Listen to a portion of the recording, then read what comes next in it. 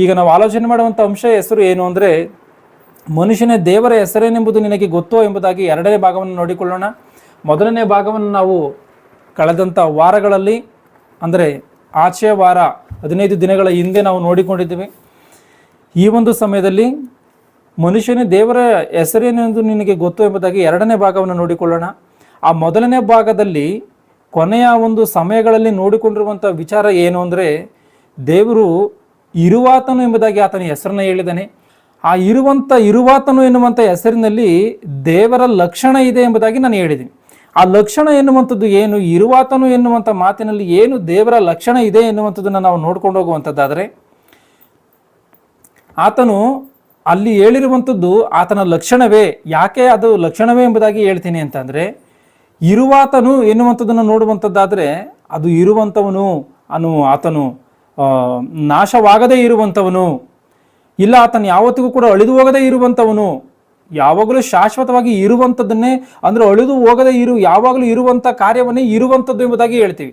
ದೇವರು ಕೂಡ ಅಲ್ಲಿ ಇರುವಾತನು ಎಂಬುದಾಗಿ ಆತನು ಹೇಳಿದ್ದಾನೆ ಅಂದರೆ ಅದು ದೇವರಿಗಿರುವಂಥ ಲಕ್ಷಣ. ಅಂದರೆ ದೇವರು ಹುಟ್ಟು ಸಾವು ಇಲ್ಲದಂಥವನು, ಆದಿ ಅಂತ್ಯವೂ ಇಲ್ಲದಂಥವನು, ಪ್ರಾರಂಭ ಕೊನೆ ಎನ್ನುವಂಥದ್ದು ಇಲ್ಲದಂಥವನು ದೇವರು.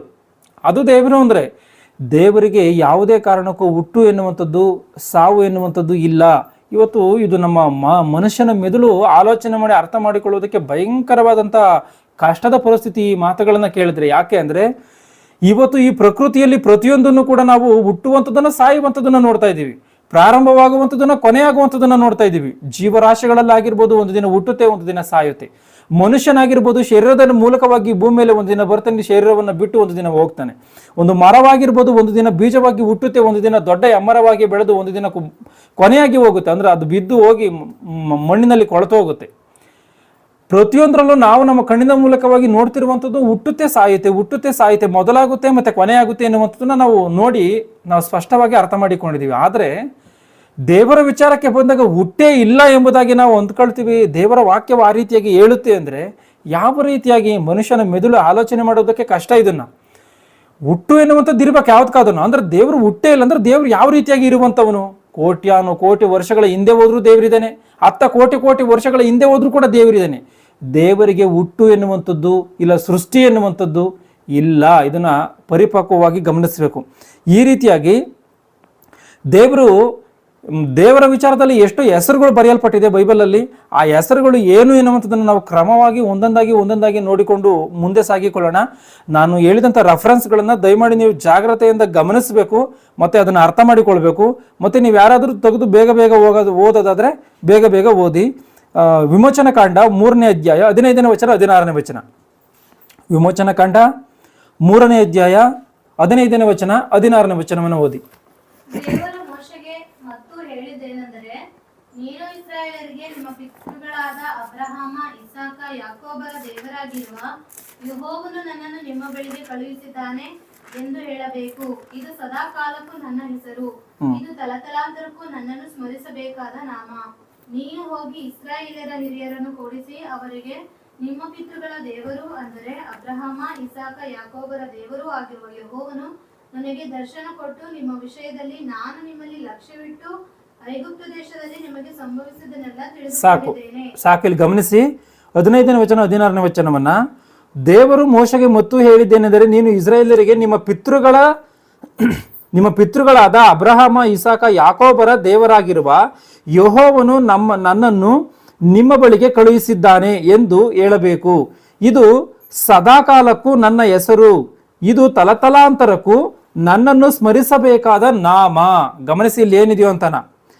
ಇದು ಸದಾಕಾಲಕ್ಕೂ ನನ್ನ ಹೆಸರು. ಸದಾಕಾಲಕ್ಕೂ ಅಂದರೆ ಇವತ್ತಿಗೆ ಮಾತ್ರವೇ ಅಲ್ಲ, ಸದಾಕಾಲಕ್ಕೂ ಯುಗಾಂತರಗಳಿಗೂ ನನ್ನ ಹೆಸರು ಇದೆ. ಸದಾಕಾಲಕ್ಕೂ ನನ್ನ ಹೆಸರು, ಇದು ತಲತಲಾಂತರಕ್ಕೂ ನನ್ನನ್ನು ಸ್ಮರಿಸಬೇಕಾದ ನಾಮ ಎಂಬುದಾಗಿ ಇಲ್ಲಿ ಹೇಳ್ತಾ ಇದೆ. ಗಮನಿಸಬೇಕಿಲ್ಲಿ ಒಂದು ಮಾತನ್ನ. ದೇವರು ಮೋಶೆ ಕೈಯಲ್ಲಿ ಏನು ಹೇಳಿದ್ರು, ಸ್ವಾಮಿ ನಿನ್ನ ಹೆಸರೇನು? ಇಸ್ರಾಯೇಲರು ಕೇಳಿದ್ರೆ ನಾನು ಏನು ಹೇಳಲಿ ಎಂಬುದಾಗಿ ಕೇಳಿದಕ್ಕೋಸ್ಕರನ ಇರುವಾತನು ಎಂಬುದಾಗಿ ಹೇಳ್ತಾನೆ. ಇರುವಾತನು ಎಂಬುದಾಗಿ ಮೋಶೆ ಕೈಯಲ್ಲಿ ಹೇಳಿ, ಇಲ್ಲಿ ಏನೈತೆ?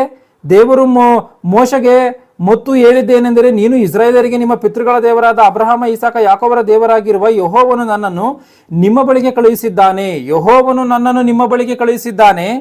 ಯೆಹೋವನು ಇದು ಸದಾಕಾಲಕ್ಕೂ ನನ್ನನ್ನು, ಅಂದರೆ ಯೆಹೋವನು ನನ್ನನ್ನು ನಿಮ್ಮ ಬಳಿಗೆ ಕಳಿಸಿದ್ದಾನೆ ಎಂಬುದಾಗಿ ನೀನು ಹೇಳು ಎಂಬುದಾಗಿ ದೇವರಲ್ಲಿ ಹೇಳ್ತಾ ಇದ್ದಾರೆ. ಗಮನಿಸ್ಬೇಕಿಲ್ಲಿ, ಇರುವಾತನು ಎಂಬುದಾಗಿ ದೇವರು ಮೋಶೆ ಕೈಯಲ್ಲಿ ಹೇಳಿದ್ದಾರೆ. ಈಗ ಮೋಶೆಗೆ ನೀನು ಹೋಗಿ ಏನು ಹೇಳು ಅಂದರೆ, ಯೆಹೋವನು ನನ್ನನ್ನು ಕಳಿಸಿಕೊಟ್ಟಿದ್ದಾನೆ, ಅಬ್ರಹಾಮ, ಇಸಾಕ, ಯಾಕೋಬರ ದೇವರಾಗಿರುವಂಥ ಯೆಹೋವನು ಕಳಿಸಿಕೊಟ್ಟಿದ್ದಾನೆ ಎಂಬುದಾಗಿ ದೇವರಲ್ಲಿ ಮೋಶೆ ಕೈಯಲ್ಲಿ ಮತ್ತೆ ಇನ್ನೊಂದ್ಸರಿ ಹೇಳ್ತಾ ಇದ್ದಾರೆ. ಈಗ ಇರುವಾತನು ಎನ್ನುವಂಥದ್ದು ದೇವರ ಹೆಸರ, ಇಲ್ಲಿ ಯೆಹೋವನು ಎನ್ನುವಂಥದ್ದು ದೇವರ ಹೆಸರ. ಇಲ್ಲಿ ಕನ್ಫ್ಯೂಸ್ ಆಗಬಾರ್ದು. ಯಾಕೆ ಅಂತ ಅಂದರೆ, ಈ ಇರುವಾತನು ಎನ್ನುವಂಥ ಮಾತು ಒಂದು ಸಾರಿ ಹೇಳಿ ಆಮೇಲೆ ಯೆಹೋವನು ಎಂಬುದಾಗಿ ಹೇಳ್ತಾ ಇದ್ದಾನೆ ಅಂದರೆ, ಈ ಹಳೆ ಒಡಂಬಡಿಕೆ ಎನ್ನುವಂಥದ್ದು ಬರೆಯಲ್ಪಟ್ಟಿರುವಂಥದ್ದು ಇಬ್ರಿಯ ಭಾಷೆಯಲ್ಲಿ ಹಳೆ ಒಡಂಬಡಿಕೆ ಎನ್ನುವಂಥದ್ದು ಬರೆಯಲ್ಪಟ್ಟಿದೆ. ಹೊಸ ಒಡಂಬಡಿಕೆ ಗ್ರಂಥ ಗ್ರೀಕ್ ಭಾಷೆಯಲ್ಲಿ ಬರೆಯಲ್ಪಟ್ಟಿದೆ. ಈಗ ಈ ಒಂದು ಇಬ್ರಿಯ ಭಾಷೆಯಲ್ಲಿ ಯೆಹೋವನು ಎನ್ನುವಂಥ ಮಾತಿಗೆ ಅರ್ಥ ಏನು ಅಂತೇಳಿ ನೋಡುವಾಗ ಇರುವಾತನು ಎನ್ನುವಂಥದ್ದೇ ಅರ್ಥ. ಗಮನಿಸಿ ಇದನ್ನ, ಯೆಹೋವನು ಎನ್ನುವಂಥ ಇಬ್ರಿಯ ಭಾಷೆಯಲ್ಲಿ ಇರುವಂಥ ಮಾತಿಗೆ ಅರ್ಥ ಏನು ಅಂತಂದ್ರೆ ಇರುವಾತನು ಅಂತಲೇನೇನೆ. ದೇವರು ಒಂದ್ಸಾರಿ ಒಂದು ಮಾತನ್ನು ಹೇಳಿ ಇನ್ನೊಂದ್ಸಾರಿ ಇನ್ನೊಂದು ಮಾತನ್ನು ಹೇಳಲ್ಲ. ಬೈಬಲಲ್ಲಿ ಯಾವುದೇ ವಿಚಾರವಾಗಿರ್ಬೋದು, ಒಂದು ಸಾರಿ ಒಂದು ರೀತಿಯಾಗಿ ಇನ್ನೊಂದು ಸಾರಿ ಇನ್ನೊಂದು ರೀತಿಯಾಗಿ ಖಂಡಿತವಾಗಲೂ ಇಲ್ಲ. ಆ ರೀತಿಯಾಗಿ ಇದ್ರೆ ಬೈಬಲ್ ಎನ್ನುವಂಥದ್ದು ತಪ್ಪಾಗಿ ಹೋಗುತ್ತೆ. ಬೈಬಲ್ ಎನ್ನುವಂಥದ್ದು ತಪ್ಪಾಗುವುದಕ್ಕೆ ಸಾಧ್ಯ ಇಲ್ಲ. ಯಾಕಂದ್ರೆ 19ನೇ ಕೀರ್ತನೆ 7ನೇ ವಚನದಲ್ಲಿ ಯೆಹೋವನ ಧರ್ಮಶಾಸ್ತ್ರವು ಲೋಪವಿಲ್ಲದ್ದು ಎಂಬುದಾಗಿದೆ. ಯೆಹೋವನ ಧರ್ಮಶಾಸ್ತ್ರವು ಲೋಪವಿಲ್ಲದ್ದು, ಅದು ಪ್ರಾಣವನ್ನು ಉಜ್ಜೀವಿಸ ಮಾಡುವಂಥದ್ದು ಅಂತಾನ.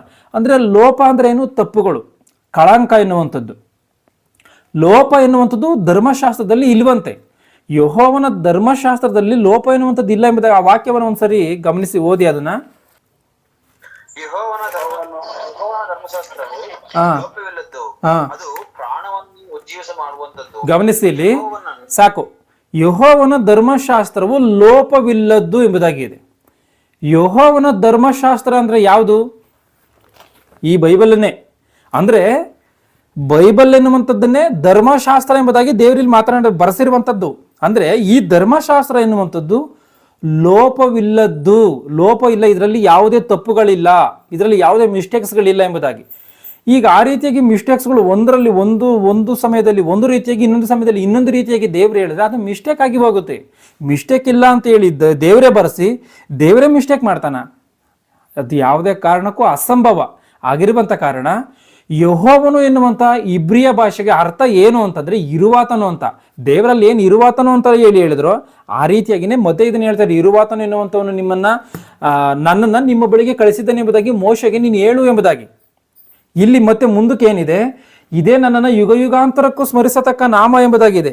ಇದು ಸದಾಕಾಲಕ್ಕೂ ನನ್ನ ಹೆಸರು, ಇದು ತಲತಲಾಂತರಕ್ಕೂ ನನ್ನನ್ನು ಸ್ಮರಿಸಬೇಕಾದ ನಾಮ, ತಲತಲಾಂತರಕ್ಕೂ ನನ್ನನ್ನು ಸ್ಮರಿಸಬೇಕಾದಂಥ ನಾಮ, ಇದೇ ನನ್ನ ಹೆಸರು ಎಂಬುದಾಗಿ ದೇವರು ಹೇಳಿರುವಂಥದ್ದು ಸ್ಪಷ್ಟವಾಗಿ ಕಾಣುತ್ತೆ ಇಲ್ಲಿ.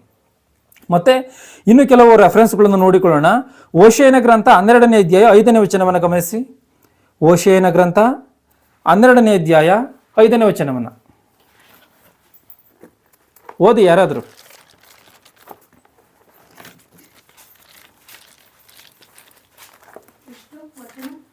12:5. ಯೆಹೋವನೆಂಬುದೇ ಆತನನ್ನು ಸ್ಮರಿಸುವ ನಾಮಧೇಯ. ಗಮನಿಸಿ, ಯೆಹೋವನೆಂಬುದೇ ಆತನನ್ನು ಸ್ಮರಿಸುವ ನಾಮಧೇಯ ಎಂಬುದಾಗಿದೆ. ದೇವರ ಹೆಸರುಗಳು ಏನು ಅಂತಂದ್ರೆ ಯೆಹೋವನೆಂಬುದೇ ಆತನನ್ನು ಸ್ಮರಿಸುವ ನಾಮಧೇಯ. ಮತ್ತೆ ಇನ್ನು ಮುಂದೆ ಏನಿದೆಯೋ ವಿಮೋಚನಕಾಂಡ 6ನೇ ಅಧ್ಯಾಯ 3ನೇ ವಚನವನ್ನ, ವಿಮೋಚನಕಾಂಡ 6ನೇ ಅಧ್ಯಾಯ 3ನೇ ವಚನವನ್ನ ಗಮನಿಸಿ. ನಾನು ಯೆಹೋವನು. ಓದಿ. ನಾನು ಯೆಹೋವನು, ಅಬ್ರಹಾಮನ, ಇಸಾಕನ, ಯಾಕೋಬರಿಗೆ ನಾನು ಸರ್ವಶಕ್ತನಾದ ದೇವರೆಂಬ ಹೆಸರುಳ್ಳವನಾಗಿ ಕಾಣಿಸಿಕೊಂಡೇನೆ ಹೊರತು ಯೆಹೋವನು ಎಂಬ ನನ್ನ ಹೆಸರಿನಿಂದ ಅವರಿಗೆ ಗೋಚರವಾಗಲಿಲ್ಲ. ಗಮನಿಸಿ, ನಾನು ಯೆಹೋವನು, ಅಬ್ರಹಾಮ, ಇಸಾಕ, ಯಾಕೋಬರಿಗೆ ನಾನು ಸರ್ವಶಕ್ತನಾದ ದೇವರೆಂಬ ಹೆಸರುಳ್ಳವನಾಗಿ ಕಾಣಿಸಿಕೊಂಡನೆ ಹೊರತು ಯೆಹೋವನು ಎಂಬ ನನ್ನ ಹೆಸರಿನಿಂದ ಅವರಿಗೆ ಗೋಚರವಾಗಲಿಲ್ಲ ಅಂತ. ಅಂದ್ರೆ ದೇವರು ಅಬ್ರಹಾಮನಿಗೆ ನಿನ್ನ ಒಂದು ದೇಶವನ್ನು ಬಿಟ್ಟು ಹೋಗು, ನಿನ್ನ ದೇಶವನ್ನು ಸ್ವದೇಶವನ್ನು ಬಿಟ್ಟು ಇನ್ನೊಂದು ದೇಶಕ್ಕೆ ಕಳಿಸ್ತಾರೆ. ಬಹುಮಟ್ಟಿಗೆ ಸಂಪತ್ತು ಹೆಚ್ಚಾಗುವಂಥ ರೀತಿಯಲ್ಲಿ ಮಾಡ್ತಾರೆ. ಅಬ್ರಹಾಮನಿಗಾಗಿರ್ಬೋದು, ಯಾಕೋಬನಿಗಾಗಿರ್ಬೋದು, ಇವರೆಲ್ಲರಿಗೂ ಕೂಡ ಅಂದ್ರೆ ದೇವರು ಇವರ ಜೀವಿತಗಳಲ್ಲಿ ದೊಡ್ಡ ದೊಡ್ಡ ಕಾರ್ಯಗಳನ್ನು ಮಾಡ್ತಾರೆ. ಈ ಇರುವಾತನು ಎನ್ನುವಂಥ ಹೆಸರು ಅವ್ರಿಗೆ ಆ ರೀತಿಯಾಗಿ ದೇವರು ಸರಿಯಾದಂಥ ರೀತಿಯಲ್ಲಿ ಅವ್ರು ಅರ್ಥ ಮಾಡ್ಕೊಳಕ್ ಆಗ್ಲಿಲ್ಲ. ಅಂದ್ರೆ ದೇವರು ಇರುವಾತನು ಎಂಬುದಾಗಿದ್ದಾನಲ್ಲ, ಯೆಹೋವನು ಎಂಬುದಾಗಿದ್ದಾನಲ್ಲ, ಯೆಹೋವನೆಂಬುದಾಗಿ ಇದ್ರು. ಅಂದ್ರೆ ದೇವರಿಗೆ ಪರಿಪಕ್ವವಾದಂಥ ರೀತಿಯಲ್ಲಿ ದೇವ್ರನ್ನ ಅವ್ರು ಅರ್ಥ ಮಾಡ್ಕೊಳಕ್ ಆಗ್ಲಿಲ್ಲ. ಯಾವಾಗ ಅರ್ಥ ಮಾಡ್ಕೊಂಡ್ರಂತೆ ಅಂದ್ರೆ ದೇವರವರ ಜೀವಿತಗಳಲ್ಲಿ ದೊಡ್ಡ ದೊಡ್ಡ ಕಾರ್ಯಗಳನ್ನ ಮಾಡಿದ್ರಲ್ಲ, ಒಂದು ದೇಶವನ್ನ ಬಿಟ್ಟು ಇನ್ನೊಂದು ದೇಶಕ್ಕೆ ಹೋಗುವುದಕ್ಕೆ ಹೇಳಿ ಆ ದೇಶವನ್ನೆಲ್ಲ ಕೊಟ್ಟು ಬಹಳಷ್ಟು ಮಟ್ಟಿಗೆ ಸ್ವತ್ತು ಹೆಚ್ಚಾಗುವಂತ ರೀತಿಯಲ್ಲಿ ಮಾಡಿ ಇದನ್ನೆಲ್ಲವನ್ನ ಮಾಡಿದಾಗ ಸರ್ವಶಕ್ತನಾದಂಥ ದೇವರು ಎನ್ನುವಂತ ರೀತಿಯಲ್ಲಿ ದೇವ್ರಿಗೆ ಅವ್ರಿಗೆ ಅರ್ಥವಾಯ್ತಂತೆ. ಅಂದ್ರೆ ಯೆಹೋವನು ಎನ್ನುವಂತ ಅವರು ಏನು ಗುರುತಿಸಿ ಅವ್ರು ಅರ್ಥ ಮಾಡ್ಕೊಳ್ತಿದ್ರು, ಯಾವಾಗ ಅವರ ಜೀವಿತಗಳಲ್ಲಿ ದೇವರು ಇಂಥ ದೊಡ್ಡ ದೊಡ್ಡ ಕಾರ್ಯಗಳನ್ನು ಮಾಡಿದ್ರು ಅವಾಗ ದೇವರು ಸರ್ವಶಕ್ತನು, ದೇವರು ಏನನ್ನು ಬೇಕಾದ್ರೂ ಮಾಡೋದಕ್ಕೆ ಶಕ್ತನಾಗಿದ್ದಾನೆ ಎಂಬುದಾಗಿ ಇವರೇನ್ ಮಾಡ್ತಾರೆ, ಸರ್ವಶಕ್ತನಾದಂಥ ದೇವರು ಎಂಬುದಾಗಿ ಇವರು ಗುರುತಿಸಿ ಅರ್ಥ ಮಾಡಿಕೊಂಡಿದ್ದಾರೆ. ಅದು ಕೂಡ ಇಲ್ಲಿ ಬರೆಯಲ್ಪಟ್ಟಿರುವಂಥ ಮಾತು. ಮತ್ತೆ ಯೆಶಾಯನ ಗ್ರಂಥ 52ನೇ ಅಧ್ಯಾಯ 6ನೇ ವಚನವನ್ನು ಗಮನಿಸಿ. ಯೆಶಾಯನ ಗ್ರಂಥ 52ನೇ ಅಧ್ಯಾಯ 6ನೇ ವಚನವನ್ನ. ಈಗಿರಲು ನನ್ನ ಜನರು ನನ್ನ ನಾಮದ ಮಹತ್ತನ್ನು ತಿಳಿದು ನಮ್ಮ ಸಂಗಡ ಮಾತನಾಡುವುದನ್ನು ನಾನೇ ಹೌದು ನಾನೇ ಎಂದು ರಕ್ಷಣೆಯ ಆ ದಿನದಲ್ಲಿ ಗ್ರಹಿಸಿಕೊಳ್ಳುವ ಹಾಗೆ ಮಾಡುವೆನು. ಇದೇ ಯೆಹೋವನ ನುಡಿ. ಇದೇ ಯೆಹೋವನ ನುಡಿ. ಗಮನಿಸಿ, ಇಲ್ಲಿ ಈಗಿರಲು ನನ್ನ ಜನರು ನನ್ನ ನಾಮದ ಮಹತ್ತನ್ನ ತಿಳಿದು ಹೆಸರಿನ ಮಹತ್ವ ಏನಿದೆಯೋ ಅದನ್ನ ಅರ್ಥ ಮಾಡಿಕೊಂಡು ತಮ್ಮ ಸಂಗಡ ಮಾತಾಡುವವನು ನಾನೇ ಹೌದು ನಾನೇ ಎಂದು ರಕ್ಷಣೆಯ ಆ ದಿನದಲ್ಲಿ ಗ್ರಹಿಸಿಕೊಳ್ಳುವ ಹಾಗೆ ಮಾಡುವೆನು. ಇದು ಯೆಹೋವನ ನುಡಿ. ಇದು ಯಾರು ಹೇಳ್ತಿರುವಂಥದ್ದು? ಯೆಹೋವನ ನುಡಿ ಎಂಬುದಾಗಿ. ಅಂದ್ರೆ ನಾವು ಇವತ್ತು ಯಾವ ಒಬ್ಬ ಮನುಷ್ಯನ ಏನೋ ಒಂದು ಮಾತನ್ನು ಹೇಳಿದಾಗ ಇದನ್ನ ಯಾರು ಹೇಳಿದ್ದು ಅಂದ್ರೆ ಏನ್ ಹೇಳ್ತೀವಿ? ಅವರ ಹೆಸರನ್ನ ಗುರುತಿಸಿ ಹೇಳ್ತೀವಿ. ಆ ರೀತಿಯಾಗಿ ದೇವರು ಏನ್ ಮಾಡ್ತಾ ಇದ್ದಾರೆ, ಆತನನ್ನು ಗುರುತಿಸಿಕೊಂಡು ಮಾತನಾಡುವಂಥದ್ದು ಕೂಡ ಇಲ್ಲಿ ಕಾಣುತ್ತೆ. ಮತ್ತೆ ಯೆರೆಮೀಯನ ಗ್ರಂಥ 16ನೇ ಅಧ್ಯಾಯ 21ನೇ ವಚನವನ್ನು ಓದಿ. ಯೆರೆಮೀಯನ ಗ್ರಂಥ 16ನೇ ಅಧ್ಯಾಯ 21ನೇ ವಚನ.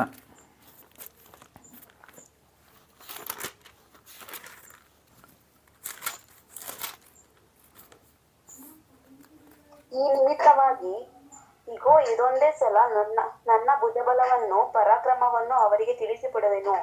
ಹೌದು, ಗ್ರಹಿಸ ಮಾಡುವೆನು. ನನ್ನ ನಾಮಧೇಯವು ಯೆಹೋವನೆಂದೇ ಅವರಿಗೆ ಗೊತ್ತಾಗುವುದು. ಇಲ್ಲಿ ಗಮನಿಸಿ ಸಾಕು. ಈ ನಿಮಿತ್ತವಾಗಿ ಈಗೋ ಇದೊಂದೇ ಸಲ ನನ್ನ ಭುಜಬಲವನ್ನು ಪರಾಕ್ರಮವನ್ನು ಅವರಿಗೆ ತಿಳಿಯಪಡಿಸುವೆನು. ಹೌದು, ಗ್ರಹಿಸ ಮಾಡುವೆನು. ನನ್ನ ನಾಮಧೇಯವು ಯೆಹೋವನೆಂದೇ ಅವರಿಗೆ ಗೊತ್ತಾಗುವುದು. ನನ್ನ ನಾಮಧೇಯ ಯೆಹೋವನೇ ಎನ್ನುವಂಥದ್ದು ಅವರಿಗೆ ಗೊತ್ತಾಗುತ್ತೆ. ಅಂತಂದ್ರೆ ಇರುವಾತನು ಈತನೇ, ಈತನೊಬ್ಬನೇ ದೇವರು, ಈತನ ಭುಜ ಪರಾಕ್ರಮವು ದೊಡ್ಡದು, ಈತನ ಏನನ್ನು ಮಾಡೋದಕ್ಕೂ ಕೂಡ ಶಕ್ತನು ಎಂಬುದಾಗಿ ಇವರು ಅರ್ಥ ಮಾಡಿಕೊಳ್ಳುವಂಥ ರೀತಿಯಲ್ಲಿ ದೇವರು ಮಾಡ್ತಾನಂತೆ. ಆ ರೀತಿಯಾಗಿ ಬರೆಸಿದಾನೆ. ಅಂದ್ರೆ ಇಲ್ಲೂ ಕೂಡ ಯೆಹೋವನು ಎಂಬುದಾಗಿ ಸ್ಪಷ್ಟವಾಗಿ ಕಾಣುತ್ತೆ. ಮತ್ತೆ ಯೆರೆಮೀಯನ ಗ್ರಂಥ 33:2 ಗಮನಿಸಿ. ಯೆರೆಮೀಯನ ಗ್ರಂಥ 33:2. ಕಾರ್ಯವನ್ನು ಸಾಧಿಸಿಕೊಳ್ಳುವ ಉದ್ದೇಶಿಸಿ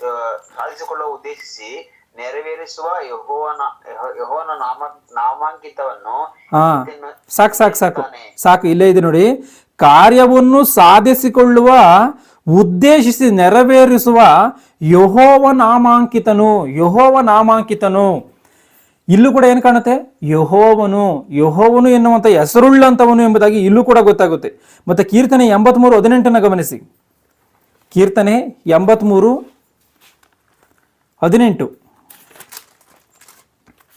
ಆಗ ಯೆಹೋವ ನಾಮದಿಂದ ಪ್ರಸಿದ್ಧನಾದ ನೀನೊಬ್ಬನೇ ಭೂಲೋಕದಲ್ಲೆಲ್ಲ ಸರ್ವೋನ್ನತನೆಂದು ಗ್ರಹಿಸುವರು. ಆಗ ಯೆಹೋವ ನಾಮದಿಂದ ಪ್ರಸಿದ್ಧನಾದ ನೀನೊಬ್ಬನೇ ಭೂಲೋಕದಲ್ಲೆಲ್ಲ ಸರ್ವೋನ್ನತನೆಂದು ಯೆಹೋವ ನಾಮದಿಂದ ಅಂದ್ರೆ ಇರುವಾತನು ಎನ್ನುವಂತ ಹೆಸರಿನಿಂದ ಪ್ರಸಿದ್ಧನಾಗಿರುವಂತವನು ನೀನೇ ಎಂಬುದಾಗಿ ಎಲ್ಲರೂ ಕೂಡ ಗ್ರಹಿಸ್ತಾರೆ ಎಂಬುದಾಗಿ ಕೂಡ ಇಲ್ಲೂ ಕೂಡ ಇದೆ. ಮತ್ತೆ ಕೀರ್ತನೆ 68:4 ಗಮನಿಸಿ. ಕೀರ್ತನೆ 68:4. ದೇವರಿಗೆ ಗಾಯನ ಮಾಡಿರಿ, ಆತನ ನಾಮವನ್ನು ಭಜಿಸಿರಿ. ಅರಣ್ಯದಲ್ಲಿ ಸವಾರಿ ಮಾಡುತ್ತಾ ಪರ್ವತನಿಗೆ ರಾಜಮಾರ್ಗವನ್ನು ಸಿದ್ಧ ಮಾಡಿರಿ. ಆತನ ನಾಮಧೇಯ ಯಾಹೋ, ಆತನ ಸನ್ನಿಧಿಯಲ್ಲಿ ಉಲ್ಲಾಸಿಸಿರಿ. ಗಮನಿಸಿ, ವಾಸಸ್ಥಾನದಲ್ಲಿರುವ ದೇವರು ಇಲ್ಲೇನಿದೆಯೋ ಸಾಕು ಸಾಕು ಸಾಕು ಸಾಕು, ಆತನ ನಾಮಧೇಯ ಯಾಹೂ ಎಂಬುದಾಗಿದೆ. ಆತನ ನಾಮಧೇಯ ಯಾಹೂ. ನಾವು ಇಲ್ಲಿವರೆಗೂ ನೋಡ್ಕೊಂಡ್ ಬಂದಿರಲಿ ಏನಿದೆ, ಯೆಹೋವ ಇರುವಾತನು. ಇಲ್ಲೇನಿದೆ, ಯಾಹೂ ಎಂಬುದಾಗಿ ಇದೆ. ಮತ್ತೆ ವಿಮೋಚನ ಕಾಂಡ 15:3 ಗಮನಿಸಿ. ವಿಮೋಚನ ಕಾಂಡ, ಯೆಹೋವನು ಯುದ್ಧಶೂರನು, ಆತನ ನಾಮಧೇಯವು ಯೆಹೋವನೇ.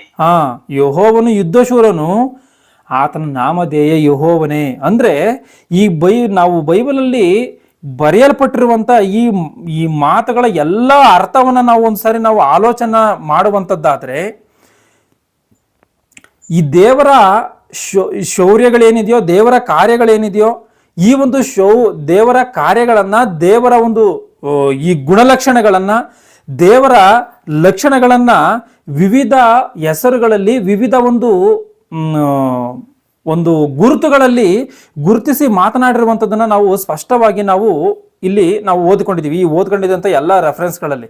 ಅಂದರೆ ಈ ಒಂದು ಯೆಹೋವ ಎನ್ನುವಂಥ ಆ ಒಂದು ಮಾತನ್ನ ಹಿಡಿದುಕೊಂಡು ಈ ಒಂದು ಇಬ್ರಿಯ ಭಾಷೆಯಲ್ಲಿ ಈ ಒಂದು ಮಾತಿಗೆ ಯಾವ ರೀತಿಯಾದಂಥ ಉಚ್ಚಾರಣೆ ಎನ್ನುವಂಥದ್ದು ಇದೆಯೋ, ಈಗ ಇರುವಾತನು ಎನ್ನುವಂಥ ಮಾತಿಗೆ ಯೆಹೋವನು ಎನ್ನುವಂಥ ಆ ಒಂದು ಇಬ್ರಿಯ ಭಾಷೆಯಲ್ಲಿ ಯಾವ ರೀತಿಯಾಗಿ ಉಚ್ಚಾರ ಮಾಡ್ತಾರೋ ಆ ರೀತಿಯಾಗಿ ಉಚ್ಚಾರ ಮಾಡಿದ್ರೆ ಮಾತ್ರವೇ ದೇವರು ನಮ್ಮನ್ನ ಪ್ರಾರ್ಥನೆಯನ್ನ ಕೇಳ್ತಾನೆ. ಇಲ್ಲ ನಾವು ಮಾತನಾಡುವಂಥದ್ದು ದೇವರಿಗೆ ಅರ್ಥವಾಗುತ್ತೆ, ಇಲ್ಲ ಬೇರೆ ಯಾವ ಭಾಷೆಯಲ್ಲಿ ನಾವು ಮಾತನಾಡಿದ್ರೆ ದೇವರಿಗೆ ಅರ್ಥವಾಗಲ್ಲ. ಅದೇ ದೇವರಿಗಿರುವಂಥ ಹೆಸರೇ ಎನ್ನುವಂಥ ರೀತಿಯಲ್ಲಿ ಇವರು ಅರ್ಥ ಮಾಡಿಕೊಂಡಿದ್ದಾರೆ. ಇದನ್ನು ಗಮನಿಸಬೇಕು. ನಾವು ನೋಡ್ಕೊಂಬಂದಿರುವಂಥ ಎಲ್ಲ ಈ ಹೆಸರುಗಳಲ್ಲಿ ಇರುವಂಥದ್ದು ದೇವರ ಲಕ್ಷಣಗಳು, ದೇವರ ಒಂದು ಶೌರ್ಯಗಳು. ಈಗ ದೇವರು ಯುದ್ಧಶೂರನು ಎಂಬುದಾಗಿದೆ. ಅಂದರೆ ಇದು ಕೂಡ ದೇವರಿಗಿರುವಂಥ ಹೆಸರೇ ಅಂತಲೇನಾ ಅರ್ಥ? ವಿಮೋಚನ ಕಾಂಡ 14:14 ಆ ಒಂದು ಮಾತನ್ನು ಓದಿ. ವಿಮೋಚನ ಕಾಂಡ 14ನೇ ಅಧ್ಯಾಯ 14ನೇ ವಚನವನ್ನು ಓದಿ.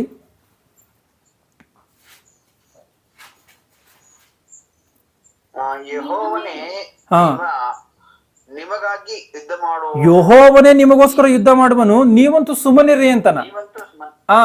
ಇಲ್ಲಿ ಇಸ್ರಾಯೇಲ್ಯರಿಗೂ ಬೇರೆಯವರಿಗೂ ಯುದ್ಧ ಬಂದಿರುವಂತ ಸಮಯದಲ್ಲಿ ದೇವ್ರು ಏನ್ ಹೇಳ್ತಾರೆ ಇಲ್ಲಿ, ಆತನ ಏನ್ ಹೇಳ್ತಾನೆ ಅಂತ ಅಂದ್ರೆ, ಮೋಶೆ ನೀವು ಸುಮ್ಮನೆ ನೀವೇನು ಮಾಡ್ಕೊಬಿಟ್ರೆ ದೇವರ ಯುದ್ಧವನ್ನ ಮಾಡ್ತಾನೆ ಅಂತಾನ. ಅಂದ್ರೆ ದೇವ್ರು ಯಾವ ರೀತಿಯಾಗಿ ಯುದ್ಧವನ್ನ ಮಾಡ್ತಾನೆ? ದೇವರು ಒಂದು ಸಮಯದಲ್ಲಿ ಇಸ್ರಾಯೇಲರಿಗೆ ವಿರುದ್ಧವಾಗಿ ನಿಂತಂತವರಿಗೆ ಕಡಜದ ಹುಳಗಳನ್ನ ಕಳಿಸ್ತಾನಂತೆ. ಅದು ಬೈಬಲಲ್ಲಿ ಉಲ್ಲೇಖವಾಗಿದೆ. ನೀವು ಇತಿಹಾಸವನ್ನು ನೋಡ್ಕೊಂಡ್ ಬರುವಂತದ್ದಾದ್ರೆ ಚರಿತ್ರೆಯನ್ನ ಸ್ಪಷ್ಟವಾಗಿ ಅರ್ಥವಾಗುತ್ತೆ. ಕಡಜದ ಹುಳುಗಳನ್ನ ಕಳಿಸ್ತಾ ಇದ್ದಂತ ಅಂದ್ರೆ ಅವ್ರು ಎಲ್ಲೆಲ್ಲಿ ಅಡಗಿ ಕುಂತಿದ್ದವರು ಕೂಡ ಸಾಯುವಂತ ರೀತಿಯಲ್ಲಿ ಕಡಜ ಹುಳುಗಳು ಅವ್ರನ್ನ ಕಡಿತಾ ಇದ್ವಂತೆ. ಅಂದ್ರೆ ದೇವ್ರು ಈ ರೀತಿಯಾಗಿ ಯುದ್ಧವನ್ನ ಮಾಡಿದ್ದಾನೆ ಈ ರೀತಿಯಾಗಿ. ಅದಕ್ಕೋಸ್ಕರವೇ ಯುದ್ಧ ಶೂರನು ಎಂಬುದಾಗಿ ಇದೆ. ದೇವರು ಕೋಟಿ ವರ್ಷಗಳಿಂದಲೂ ಕೂಡ ಇರುವಂತ ಕಾರಣವೇ ಇರುವಾತನು ಎಂಬುದಾಗಿ ಬರೆಯಲ್ಪಟ್ಟಿದೆ. ಗಮನಿಸಿ, ಈಗ ದೇವರು ಏನನ್ನು ಮಾಡೋದಕ್ಕೂ ಕೂಡ ಶಕ್ತನಾಗಿರುವಂತ ಕಾರಣ, ಒಂದು ಸ್ವದೇಶವನ್ನು ಬಿಟ್ಟು ಬಂದಂತ ಅಬ್ರಹಾಮನನ್ನ ಉನ್ನತ ಸ್ಥಿತಿಗೆ ಭೌತಿಕವಾದಂಥ ಆಶೀರ್ವಾದಗಳಿಂದ ತುಂಬಿಸಿ ಅವನಿಗೆ ಬಹುಮಟ್ಟಿಗೆ ಕುರಿದನಗಳು, ಆಸ್ತಿ ಎಲ್ಲವೂ ಹೆಚ್ಚಾಗುವಂತ ರೀತಿಯಲ್ಲಿ ಮಾಡುವುದಕ್ಕೆ ಶಕ್ತನಾಗಿರುವಂಥ ಕಾರಣ ಸರ್ವಶಕ್ತನು ಎಂಬುದಾಗಿ ಗುರುತಿಸಿದ್ದಾರೆ. ಆಲೋಚನೆ ಮಾಡಬೇಕು. ದೇವರು ಮಾಡುವಂತ ಕೆಲಸಗಳ ವಿಷಯದಲ್ಲಿ ದೇವರು ಇರುವಂತ ಆ ಒಂದು ಪರಿಸ್ಥಿತಿಯನ್ನು ನೋಡಿ ಗುರುತಿಸಿರುವಂತ ಮಾತುಗಳೇ ಹೊರತು, ದೇವರ ಲಕ್ಷಣಗಳೇ ಹೊರತು ಇದು ದೇವರಿಗಿರುವಂತ ನೇರವಾಗಿ ಹೆಸರೇ ಅಲ್ಲ ಎನ್ನುವಂಥದ್ದನ್ನು ಖಚಿತವಾಗಿ ನೀವಿಲ್ಲಿ ಅರ್ಥ ಮಾಡಿಕೊಳ್ಬೇಕಾಗಿರುವಂತ ಕಾರಣ. ಇವತ್ತು ಸೂರ್ಯನು ಎನ್ನುವಂತ ಒಂದೇ ಮಾತನ್ನ ಬೇರೆ ಬೇರೆ ಭಾಷೆಗಳಲ್ಲಿ ವಿವಿಧ ರೀತಿಯಲ್ಲಿ ನಾವು ಕರೆಯುವಂಥದ್ರಲ್ಲಿ ಏರ್ಪೇರುಗಳಾಗುತ್ತೆ. ಅಂದ್ರೆ ನಾವು ಕನ್ನಡ ಭಾಷೆಯಲ್ಲಿ ಸೂರ್ಯನು ಎಂಬುದಾಗಿ ನಾವು ಕರಿತೀವಿ. ಈಗ ತೆಲುಗುನಲ್ಲಿ ಸೂರ್ಯುಡು ಎಂಬುದಾಗಿ ನಾವು ಕಲಿತೀವಿ. ಈ ರೀತಿಯಾಗಿ ಬೇರೆ ಬೇರೆ ರೀತಿಯಲ್ಲಿ ನಾವು ಕರಿಬೋದು. ನಾವು ಬೇರೆ ಬೇರೆ ಭಾಷೆಯಲ್ಲಿ ಬೇರೆ ಬೇರೆ ರೀತಿಯಲ್ಲಿ ಕರಿಬೋದು. ಆದರೆ ಭಾವವೂ ಒಂದೇ, ಅರ್ಥವೂ ಒಂದೇ. ಸೂರ್ಯನೇ ಬೇರೆ ಬೇರೆ ಭಾಷೆಗಳಲ್ಲಿ ವಿಧ ರೀತಿಯಲ್ಲಿ ಕರಿತೀವಿ. ಆಯಾ ಭಾಷೆಗಳಲ್ಲಿ ಯಾವ ರೀತಿಗೆ ಕರಿಬೇಕೋ ಆ ರೀತಿಯಾಗಿ ನಾವು ಕರಿತೀವಿ. ಅದು ಹೊರತು ಏನೋ ಆ ಭಾಷೆಯಲ್ಲಿ ಕರೆದ್ರೆ ಮಾತ್ರವೇ ಸರಿ, ಈ ಭಾಷೆಯಲ್ಲಿ ಮಾತ್ರವೇ ಕರೆದ್ರೆ ಮಾತ್ರವೇ ಸರಿ ಎನ್ನುವಂಥದ್ದು ತಪ್ಪು. ಇವತ್ತು ಹಿಂದಿ ಭಾಷೆಯಲ್ಲಿ ಮಾತನಾಡುವಂಥವನು ಸೂರ್ಯನು ಅಂತ ಹೇಳಿದ್ರೆ ಅದು ಕೂಡ ರೈಟೇ. ಕನ್ನಡ ಭಾಷೆ ಮಾತನಾಡುವಂಥವನು ಕೂಡ ಸೂರ್ಯನು ಅಂತ ಹೇಳಿದ್ರೆ ಅದು ಕೂಡ ಒಂದೇ ಅರ್ಥ. ಅವನು ಹೇಳ್ತಿರುವಂಥದ್ದು ಸೂರ್ಯನನ್ನೇ, ನಾವು ಹೇಳ್ತಿರುವಂಥದ್ದು ಸೂರ್ಯನನ್ನೇ. ಆತನ ಭಾಷೆಯಲ್ಲಿ ಹೇಳ್ತಿದ್ರೆ ನಾವು ಬರುವಂಥ ಭಾಷೆಯಲ್ಲಿ ನಾವು ಹೇಳ್ತಾ ಇದ್ದೀವಿ. ಇದನ್ನ ನಾವು ಗಮನಿಸಬೇಕು. ಅಂದರೆ ಈ ಇರುವಾತನು ಎನ್ನುವಂಥ ಮಾತನ್ನು ಇಬ್ರಿಯ ಭಾಷೆಯಲ್ಲಿ ಹೇಳಿದ್ರು, ಗ್ರೀಕ್ ಭಾಷೆಯಲ್ಲಿ ಹೇಳಿದ್ರು, ಕನ್ನಡ ಭಾಷೆಯಲ್ಲಿ ಹೇಳಿದ್ರು, ಯಾವ ಭಾಷೆಯಲ್ಲಿ ಹೇಳಿದ್ರು ಒಂದೇ ಅರ್ಥ. ಅದು ಇರುವಾತನು ಅಂದರೆ ಅದು ದೇವರಿಗಿರುವಂಥ ಲಕ್ಷಣವನ್ನ ಯಾವ ಭಾಷೆಯಲ್ಲಿ ಕರೆದ್ರೂ ಕೂಡ ಅದು ಓಕೆನೆ, ಅದು ತಪ್ಪಲ್ಲ. ಇದನ್ನು ಗಮನಿಸ್ಬೇಕು. ಯಾಕೆ ಅಂತಂದ್ರೆ ದೇವರಿಗೆ ನಮ್ಮ ಮಾತು ನಾಲಿಗೆ ಮೇಲೆ ಬರುವುದಕ್ಕೆ ಮೊದಲೇ ಗೊತ್ತಿದೆ, ನಮ್ಮ ಮನಸ್ಸಿನಲ್ಲಿ ಏನು ಆಲೋಚನೆ ಮಾಡ್ತಿದ್ದೀವಿ ಅನ್ನುವಂಥದ್ದು ಗೊತ್ತಿದೆ ಎಂಬುದಾಗಿ ದೇವರ ವಾಕ್ಯದಲ್ಲಿ ಇದ್ರೂ ಕೂಡ ಭಾಷೆಯನ್ನು ಕಟ್ಟಿಕೊಂಡು ದೇವರಿಗೆ ಏನು ಬೇಕು? ದೇವರಿಗೆ ಭಾಷೆ ಬೇಕಾ? ನಾವು ನಾಲಿಗೆಯಲ್ಲಿ ನಾವೇನು ಮಾತನಾಡ್ತೀವೋ ಎನ್ನುವಂಥದ್ದು ನಾವು ಮಾತನಾಡೋದಕ್ಕಿಂತ ಮೊದಲೇ ದೇವರಿಗೆ ಗೊತ್ತಿದೆ ಅಂತ ಅಂದರೆ ನಾವು ಅದನ್ನು ಆಲೋಚನೆ ಮಾಡಿ ಆಮೇಲಿಂದ ನಾವು ಭಾಷೆಯಲ್ಲಿ ಮಾತನಾಡಬೇಕು. ನಾವು ಭಾಷೆಯಲ್ಲಿ ಮಾತನಾಡೋದಕ್ಕಿಂತ ಮೊದಲೇನೇ ನಾವೇನು ಯೋಚನೆ ಮಾಡ್ತಾ ಇದ್ದೀವೋ ಅದನ್ನೇ ತಿಳಿದಿರುವಂಥ ದೇವರಿಗೆ ಭಾಷೆಯ ಅಗತ್ಯತೆ ಏನಿದೆ? ನಾವು ಯಾವ ಭಾಷೆಯಲ್ಲಿ ಕರೆದ್ರೆ ಏನು, ಯಾವ ಭಾಷೆಯಲ್ಲಿ ಪ್ರಾರ್ಥನೆ ಮಾಡಿದ್ರೆ ಏನು? ದೇವರಿಗೂ ಇದಕ್ಕೂ ಯಾವ ಸಂಬಂಧವೇ ಇಲ್ಲ. ದೇವರು ಸರ್ವಜ್ಞಾನಿ ಆತನು, ಸರ್ವಶಕ್ತನಾತನು, ಆತ ಎಲ್ಲವನ್ನ ತಿಳಿದಂಥವನು, ಮನುಷ್ಯನ ಆಲೋಚನೆಗಳನ್ನು ತಿಳಿದಂಥವನು. ಅಂದ್ರೆ ಆಲೋಚನೆ ಮಾಡಿ, ಇವತ್ತೊಬ್ಬ ಮನುಷ್ಯನ ಆಲೋಚನೆಯನ್ನ ಇನ್ನೊಬ್ಬ ಮನುಷ್ಯನ ತಿಳಿಯೋದಕ್ಕೆ ಸಾಧ್ಯ ಇಲ್ಲ. ಒಬ್ಬ ಮನುಷ್ಯನ ಆಲೋಚನೆಯನ್ನ ಇನ್ನೊಬ್ಬ ಮನುಷ್ಯನ ತಿಳಿಯೋದಕ್ಕೆ ಸಾಧ್ಯ ಇಲ್ಲವೇ ಇಲ್ಲ. ಕೊರಿಂಥಿ ಗ್ರಂಥದಲ್ಲಿ ಸ್ಪಷ್ಟವಾಗಿದೆ, ಒಬ್ಬ ಮನುಷ್ಯನ ಒಳಗಿನ ಆಲೋಚನೆಗಳು ಅವನ ಜೀವಾತ್ಮಕ್ಕೆ ಹೊರತು ಮತ್ತಾರಿಗೂ ತಿಳಿಯೋದು ಅಂತಾನ. ಅಂದ್ರೆ ನನ್ನೊಳಗಿರುವಂಥ ಆಲೋಚನೆಗಳು ನನಗೆ ಗೊತ್ತು, ನಿಮ್ಮಲ್ಲಿರುವಂಥ ಆಲೋಚನೆಗಳು ನಿಮಗೆ ಗೊತ್ತು. ನಿಮ್ಮ ಮನಸ್ಸಿನಲ್ಲಿ ಏನಿದೆಯೋ ಅದು ನನಗೆ ಗೊತ್ತಿಲ್ಲ, ನನ್ನ ಮನಸ್ಸಿನಲ್ಲಿ ಏನಿದೆಯೋ ಅದು ನಿಮಗೆ ಗೊತ್ತಿಲ್ಲ. ಆದರೆ ಎಲ್ಲರ ಮನಸ್ಸನ್ನು ತಿಳಿದಂಥವನು ಒಬ್ಬನಿದ್ದಾನೆ. ಆತನ ಯಾರು ಗೊತ್ತಾ? ಯೆರೆಮೀಯ 17:19 ಓದಿ. ಯೆರೆಮೀಯನ ಗ್ರಂಥ 17ನೇ ಅಧ್ಯಾಯ 9ನೇ ವಚನ, 9ನೇ ವಚನವನ್ನ.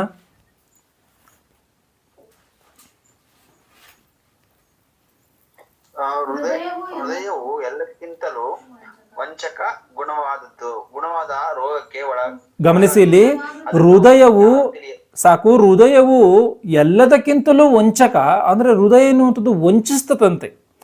ಯಾವ ರೀತಿಯಾಗಿ ವಂಚಿಸ್ತತೆ ಮನುಷ್ಯನನ್ನ ಹೃದಯ ಎನ್ನುವಂಥದ್ದು? ಹೃದಯ ಅಂದ್ರೆ ನಾವು ಮನಸ್ಸು ಎಂಬುದಾಗಿ ಹೇಳ್ತೀವಿ. ನಾವು ಹೃದಯ ಎನ್ನುವಂಥದ್ದು ನೀವು ಇದನ್ನು ಕರೆಕ್ಟಾಗಿ ಅರ್ಥ ಮಾಡ್ಕೋಬೇಕು. ಹೃದಯ ಎಂಬುದಾಗಿ ನಾವೇನು ಹೇಳ್ತೀವಿ? ಎದೆಯ ಗೂಡಿನಲ್ಲಿರುವಂಥದ್ದನ್ನ ಹೃದಯ ಎಂಬುದಾಗಿ, ಹಾರ್ಟ್ ಎಂಬುದಾಗಿ ಹೇಳ್ತೀವಿ. ಆದರೆ ಇದು ರೋಗಕ್ಕೆ ಒಳಗಾಗಿದೆ, ವಂಚಕ ಅಂತ ಎಂಬುದಾಗಿ ಇಲ್ಲಿ ಹೇಳ್ತಿದೆ. ಅಂದರೆ ಇದನ್ನ ಯಾವುದೇ ವಿಚಾರದಲ್ಲಿ? ಆಲೋಚನೆಗಳ ವಿಚಾರದಲ್ಲಿ. ಅಂದರೆ ಹೃದಯ ಆಲೋಚನೆ ಮಾಡುತ್ತಾ? ಅಲ್ಲ, ಹೃದಯ ಆಲೋಚನೆ ಮಾಡಲ್ಲ. ನಮ್ಮ ಆಲೋಚನೆಗಳೆಲ್ಲಿದೆ? ತಲೆ. ಆದರೆ ಮನಸ್ಸು ಅಂದ್ರೆ ಯಾವುದು ಅಂದರೆ ನಮ್ಮ ಹೃದಯ ಅಲ್ಲ, ನಮ್ಮ ತಲೆ.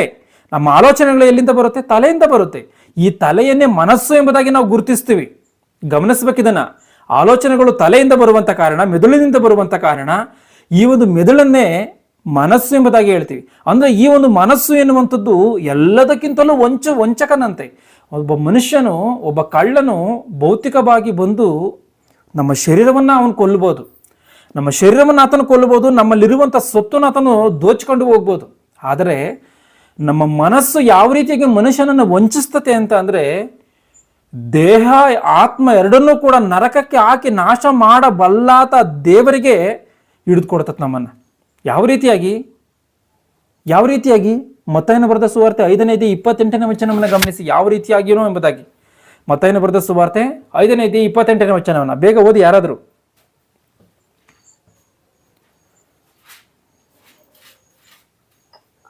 ಆದರೆ ನಾನು ನಿಮಗೆ ಹೇಳುವುದೇನೆಂದರೆ, ಪರಸ್ತ್ರೀಯರನ್ನು ನೋಡಿ ಮೋಹಿಸುವ ಪ್ರತಿ ಮನುಷ್ಯನು ಆಗಲೇ ತನ್ನ ಮನಸ್ಸಿನಲ್ಲಿ ಆಕೆಯ ಕೂಡ ವ್ಯಭಿಚಾರ ಮಾಡಿದವನಾದನು. ಇಲ್ಲೇನಿದೆ ಗಮನಿಸಿ.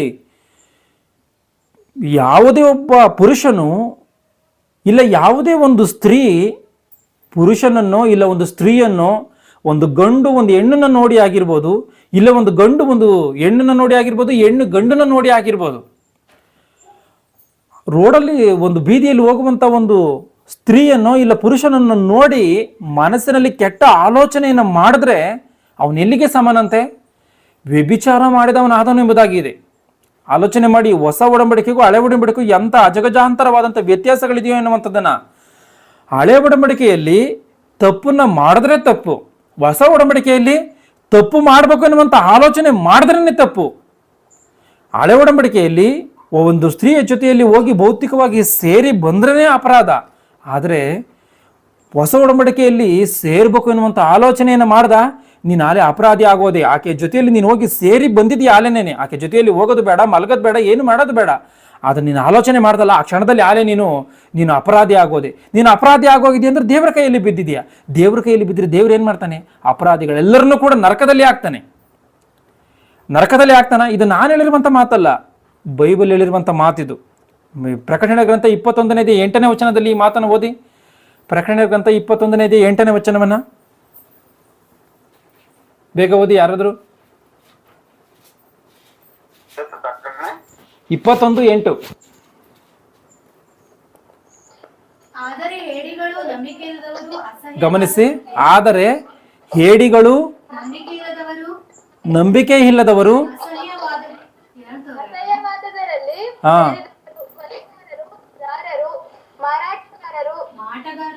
ಮಾಟಗಾರರು, ಇಲ್ಲಿ ಜಾರರು ಎಂಬುದಾಗಿದೆ ನೋಡಿ. ಜಾರರು, ಮಾಟಗಾರರು, ವಿಗ್ರಹಾರಾಧಕರು, ಲೋಭಿಗಳು, ವಿಟರು, ಪುರುಷಗಾಮಿಗಳು, ಎಲ್ಲ ಸುಳ್ಳುಗಾರರು. ಇಲ್ಲಿ ಜಾರರು ಎಂಬುದಾಗಿ ಬರೆಯಲ್ಪಟ್ಟಿರುವಂಥ ಮಾತು ಏನು ಅಂದರೆ, ಈ ಜಾರರ ವಿಷಯದಲ್ಲಿ ಜಾರರು ಅಂದ್ರೆ ಯಾರು ಅಂದರೆ ಈ ವಿಚಾರ ಮಾಡುವಂಥವ್ರೆ, ಏನು ಪರಸ್ತ್ರೀಯ ಸಹವಾಸವನ್ನು ಮಾಡ್ತಾರೋ ಇವರನ್ನು ಜಾರರು ಎಂಬುದಾಗಿ ಗುರುತಿಸಿ ಮಾತನಾಡಿದ್ದಾನೆ ದೇವರು. ಅಂದರೆ ಇವರೆಲ್ಲರಿಗೂ ಕೂಡ ನಿತ್ಯ ನರಕ ಎನ್ನುವಂಥದ್ದು, ಬೆಂಕಿಯ ಕೆರೆಯೇ ಗತಿ ಎಂಬುದಾಗಿ ಸ್ಪಷ್ಟವಾಗಿ ಬೈಬಲ್ ತಿಳಿಸುತ್ತೆ. ಆಗಿರುವಂಥ ಕಾರಣ ಮನುಷ್ಯನ ಆಲೋಚನೆಗಳು ಸರಿಯಾದಂಥ ರೀತಿಯಲ್ಲಿ ಇರಬೇಕು. ಒಬ್ಬ ಮನುಷ್ಯನು ಕೆಟ್ಟ ಆಲೋಚನೆಯನ್ನು ಮಾಡಿದಾಗಲೇ ತಪ್ಪನ್ನು ಮಾಡೋದಕ್ಕೆ ಸಾಧ್ಯ. ಆಗಿರುವಂಥ ಕಾರಣ ಅವನು ಕೆಟ್ಟ ಆಲೋಚನೆಯನ್ನೇ ಮಾಡಬಾರ್ದು, ಆ ರೀತಿಯಾಗಿ ದೇವರು ಹೇಳಿದ್ದಾನೆ. ಒಬ್ಬ ಮನುಷ್ಯನಿಗೆ ಯಾವುದೇ ಒಂದು ಅಪರಾಧವನ್ನು ಮಾಡಬೇಕು ಅಂದರೂ, ಅವನು ಯಾವುದೇ ಕೆಲಸವನ್ನು ಮಾಡಬೇಕು ಅಂದರೂ ಕೂಡ ಮೊದಲು ಆಲೋಚನೆ ಮಾಡಬೇಕು. ಅವನಿಗೆ ಮೊದಲು ತಲೆಯಲ್ಲಿ ಆಲೋಚನೆ ಬಂದು ಆ ಆಲೋಚನೆಯನ್ನು ಕಾರ್ಯರೂಪಕ್ಕೆ ತರಬೇಕು. ಆದರೆ ತಪ್ಪನ್ನು ಮಾಡಬೇಕು ಎನ್ನುವಂಥ ಆಲೋಚನೆ ತಲೆಗೆ ಬರದಲ್ಲೇ ಇದ್ರೆ ಅವನು ಯಾವ ರೀತಿಯಾಗಿ ಭೌತಿಕವಾಗಿ ಅದನ್ನು ಮಾಡ್ತಾನೆ, ಅದನ್ನು ಕಾರ್ಯರೂಪಕ್ಕೆ ತರೋದಕ್ಕೆ ಸಾಧ್ಯ ಇಲ್ಲ. ಆಗಿರುವಂಥ ಕಾರಣ ನಿನ್ನ ಆಲೋಚನೆಯನ್ನೇ ಕೂಡ ನೀನು ಮಾಡುವಂಥ ಆಲೋಚನೆಗಳೇ ಸರಿಯಾಗಿರಬೇಕು. ನೀನು ಆಲೋಚನೆಯಲ್ಲಿ ಯಾವುದೇ ಕಾರಣಕ್ಕೂ ಕೂಡ ತಪ್ಪು ಆಲೋಚನೆಗಳನ್ನು ಮಾಡಬಾರ್ದು ಎಂಬುದಾಗಿ ದೇವರು ಸ್ಪಷ್ಟವಾಗಿ ಹೇಳಿದ್ದಾನೆ. ಆದರೆ ಮನುಷ್ಯನ ಮನಸ್ಸು ಏನು ಮಾಡುತ್ತೆ, ಕೆಟ್ಟ ಆಲೋಚನೆಗಳನ್ನು ಮಾಡುತ್ತೆ. ಅಂದರೆ ಈ ಮನಸ್ಸಿಗಿರುವಂಥ ಒಂದು ಸ್ವಭಾವ ಏನು ಅಂದರೆ ಕಂಡದನ್ನು ಹಿಂಬಾಲಿಸೋದು. ಅಂದರೆ ಒಬ್ಬ ಮನುಷ್ಯನು ಒಳ್ಳೆ ರೀತಿಯಾಗಿ ನಡೆಸ್ಕೊಂಡು ಹೋದ್ರೆ ಆ ರೀತಿಯಾಗಿಯೇ ಹೋಗುತ್ತೆ, ಈ ಕೆಟ್ಟ ರೀತಿಯಾಗಿ ನಡ್ಸ್ಕೊಂಡು ಹೋದ್ರೆ ಕೆಟ್ಟ ರೀತಿಯಾಗಿ ಹೋಗುತ್ತೆ. ಇವತ್ತು ನಾವೆಲ್ಲ ಕೆಟ್ಟ ರೀತಿಯಾಗಿ ಬಂದಿರುವಂಥ ಕಾರಣ ದೇವರ ಮಹಿಮೆಯನ್ನು ಕಳೆದುಕೊಂಡಿದ್ದೀವಿ. ಆದರೆ ಯೇಸು ಕ್ರಿಸ್ತನು ಯಾವ ರೀತಿಯಾಗಿ ಪರಿಶುದ್ಧನಾಗಿ ಬದುಕೋದಕ್ಕೆ ಸಾಧ್ಯವಾಯಿತು? ಆತನ ಕೆಟ್ಟ ಆಲೋಚನೆಗಳನ್ನು ಮಾಡಿಲ್ಲ ಆತನು. ಇವತ್ತು ಯಾವುದೊಬ್ಬ ಮನುಷ್ಯನು ಧರ್ಮಶಾಸ್ತ್ರವನ್ನು ಪಾಲಿಸಿ ಯೇಸು ಕ್ರಿಸ್ತನ ರೀತಿಯಲ್ಲಿ ಬದುಕಬಹುದು ಅಂದರೆ ಖಚಿತವಾಗಿ ಬದುಕಬಹುದು. ಇವತ್ತು ಎಲ್ಲರೂ ಏನು ಅಂದ್ಕೊಂಡಿದ್ದೀರಿ ಅಂದರೆ ಧರ್ಮಶಾಸ್ತ್ರವನ್ನು ಯಾರೂ ಪಾಲನೆ ಮಾಡೋಕ್ಕಾಗಿಲ್ವಲ್ಲ, ಆಗಿರುವಂಥ ಕಾರಣ ಯಾರೂ ಮಾಡೋದಕ್ಕಾಗಲ್ಲ ಎಂಬುದಾಗಿ ಅಂದ್ಕೊಂಡಿದ್ದಾರೆ. ಅದು ತಪ್ಪು. ಯಾಕೆಂದ್ರೆ ಯೇಸು ಕ್ರಿಸ್ತನ ಪಾಲಿಸಿದಾನ, ಯೇಸು ಕ್ರಿಸ್ತನ ನಮ್ಮ ರೀತಿಯ ಶರೀರದಲ್ಲಿ ಇದ್ದುಕೊಂಡೆ ಆತನ ಪಾಲಿಸಿದಾನೆ ಅಂದರೆ ನಮ್ಮ ಕೈಯಲ್ಲೂ ಕೂಡ ಆಗುತ್ತೆ, ನಾವು ಕೂಡ ಮಾಡ್ಬೋದು. ಆದರೆ ಅದನ್ನು ನಾವು ಮಾಡ್ತಿಲ್ಲ ಅಷ್ಟೇನೆ. ಇವತ್ತು ನಾವು ಒಂದು ವೇಳೆ ಸ್ವಾಮಿ ನಾವು ಮಾಡೋದಕ್ಕಾಗಲ್ಲ ಎಂಬುದಾಗಿ ದೇವ್ರಿಗೆ ಹೇಳ್ತೀವಿ ಅಂದರೆ ದೇವ್ರು ಏನು ಹೇಳ್ತಾನೆ, ಯೇಸು ಕ್ರಿಸ್ತನ ಯಾವ ರೀತಿಯಾಗಿ ಪಾಲಿಸಿದನಪ್ಪ ಎಂಬುದಾಗಿ ಹೇಳ್ತಾನೆ. ಆಗಿರುವಂಥ ಕಾರಣ ನಾವು ಮಾಡುವಂಥ ಆಲೋಚನೆಗಳು ಸರಿಯಾಗಿರಬೇಕು. ಈ ಆಲೋಚನೆಗಳು ತಪ್ಪಾಗಿ ಹೋಗ್ತದೆ. ಈ ಆಲೋಚನೆಗಳು ತಪ್ಪಾಗಿ ಹೋಗಿರುವಂಥ ಕಾರಣ ದೇವ್ರು ಏನು ಮಾಡ್ತಾನೆ ಅಂತ ಗೊತ್ತಾ? ಯೆರೆಮೀಯ 17:9 ಗಮನಿಸಿ, ಮತ್ತೆ ಅದನ್ನೇನಿದೆ ಓದಿ. ಯೆರೆಮೀಯನ ಗ್ರಂಥ 17:9 ವಚನವನ್ನು. ಹೃದಯವು ಎಲ್ಲದಕ್ಕಿಂತಲೂ ವಂಚಕ, ಗುಣವಾಗದ ರೋಗಕ್ಕೆ ಒಳಗಾಗಿದೆ. ಇದನ್ನ ಯಾರು ತಿಳಿದಾರು?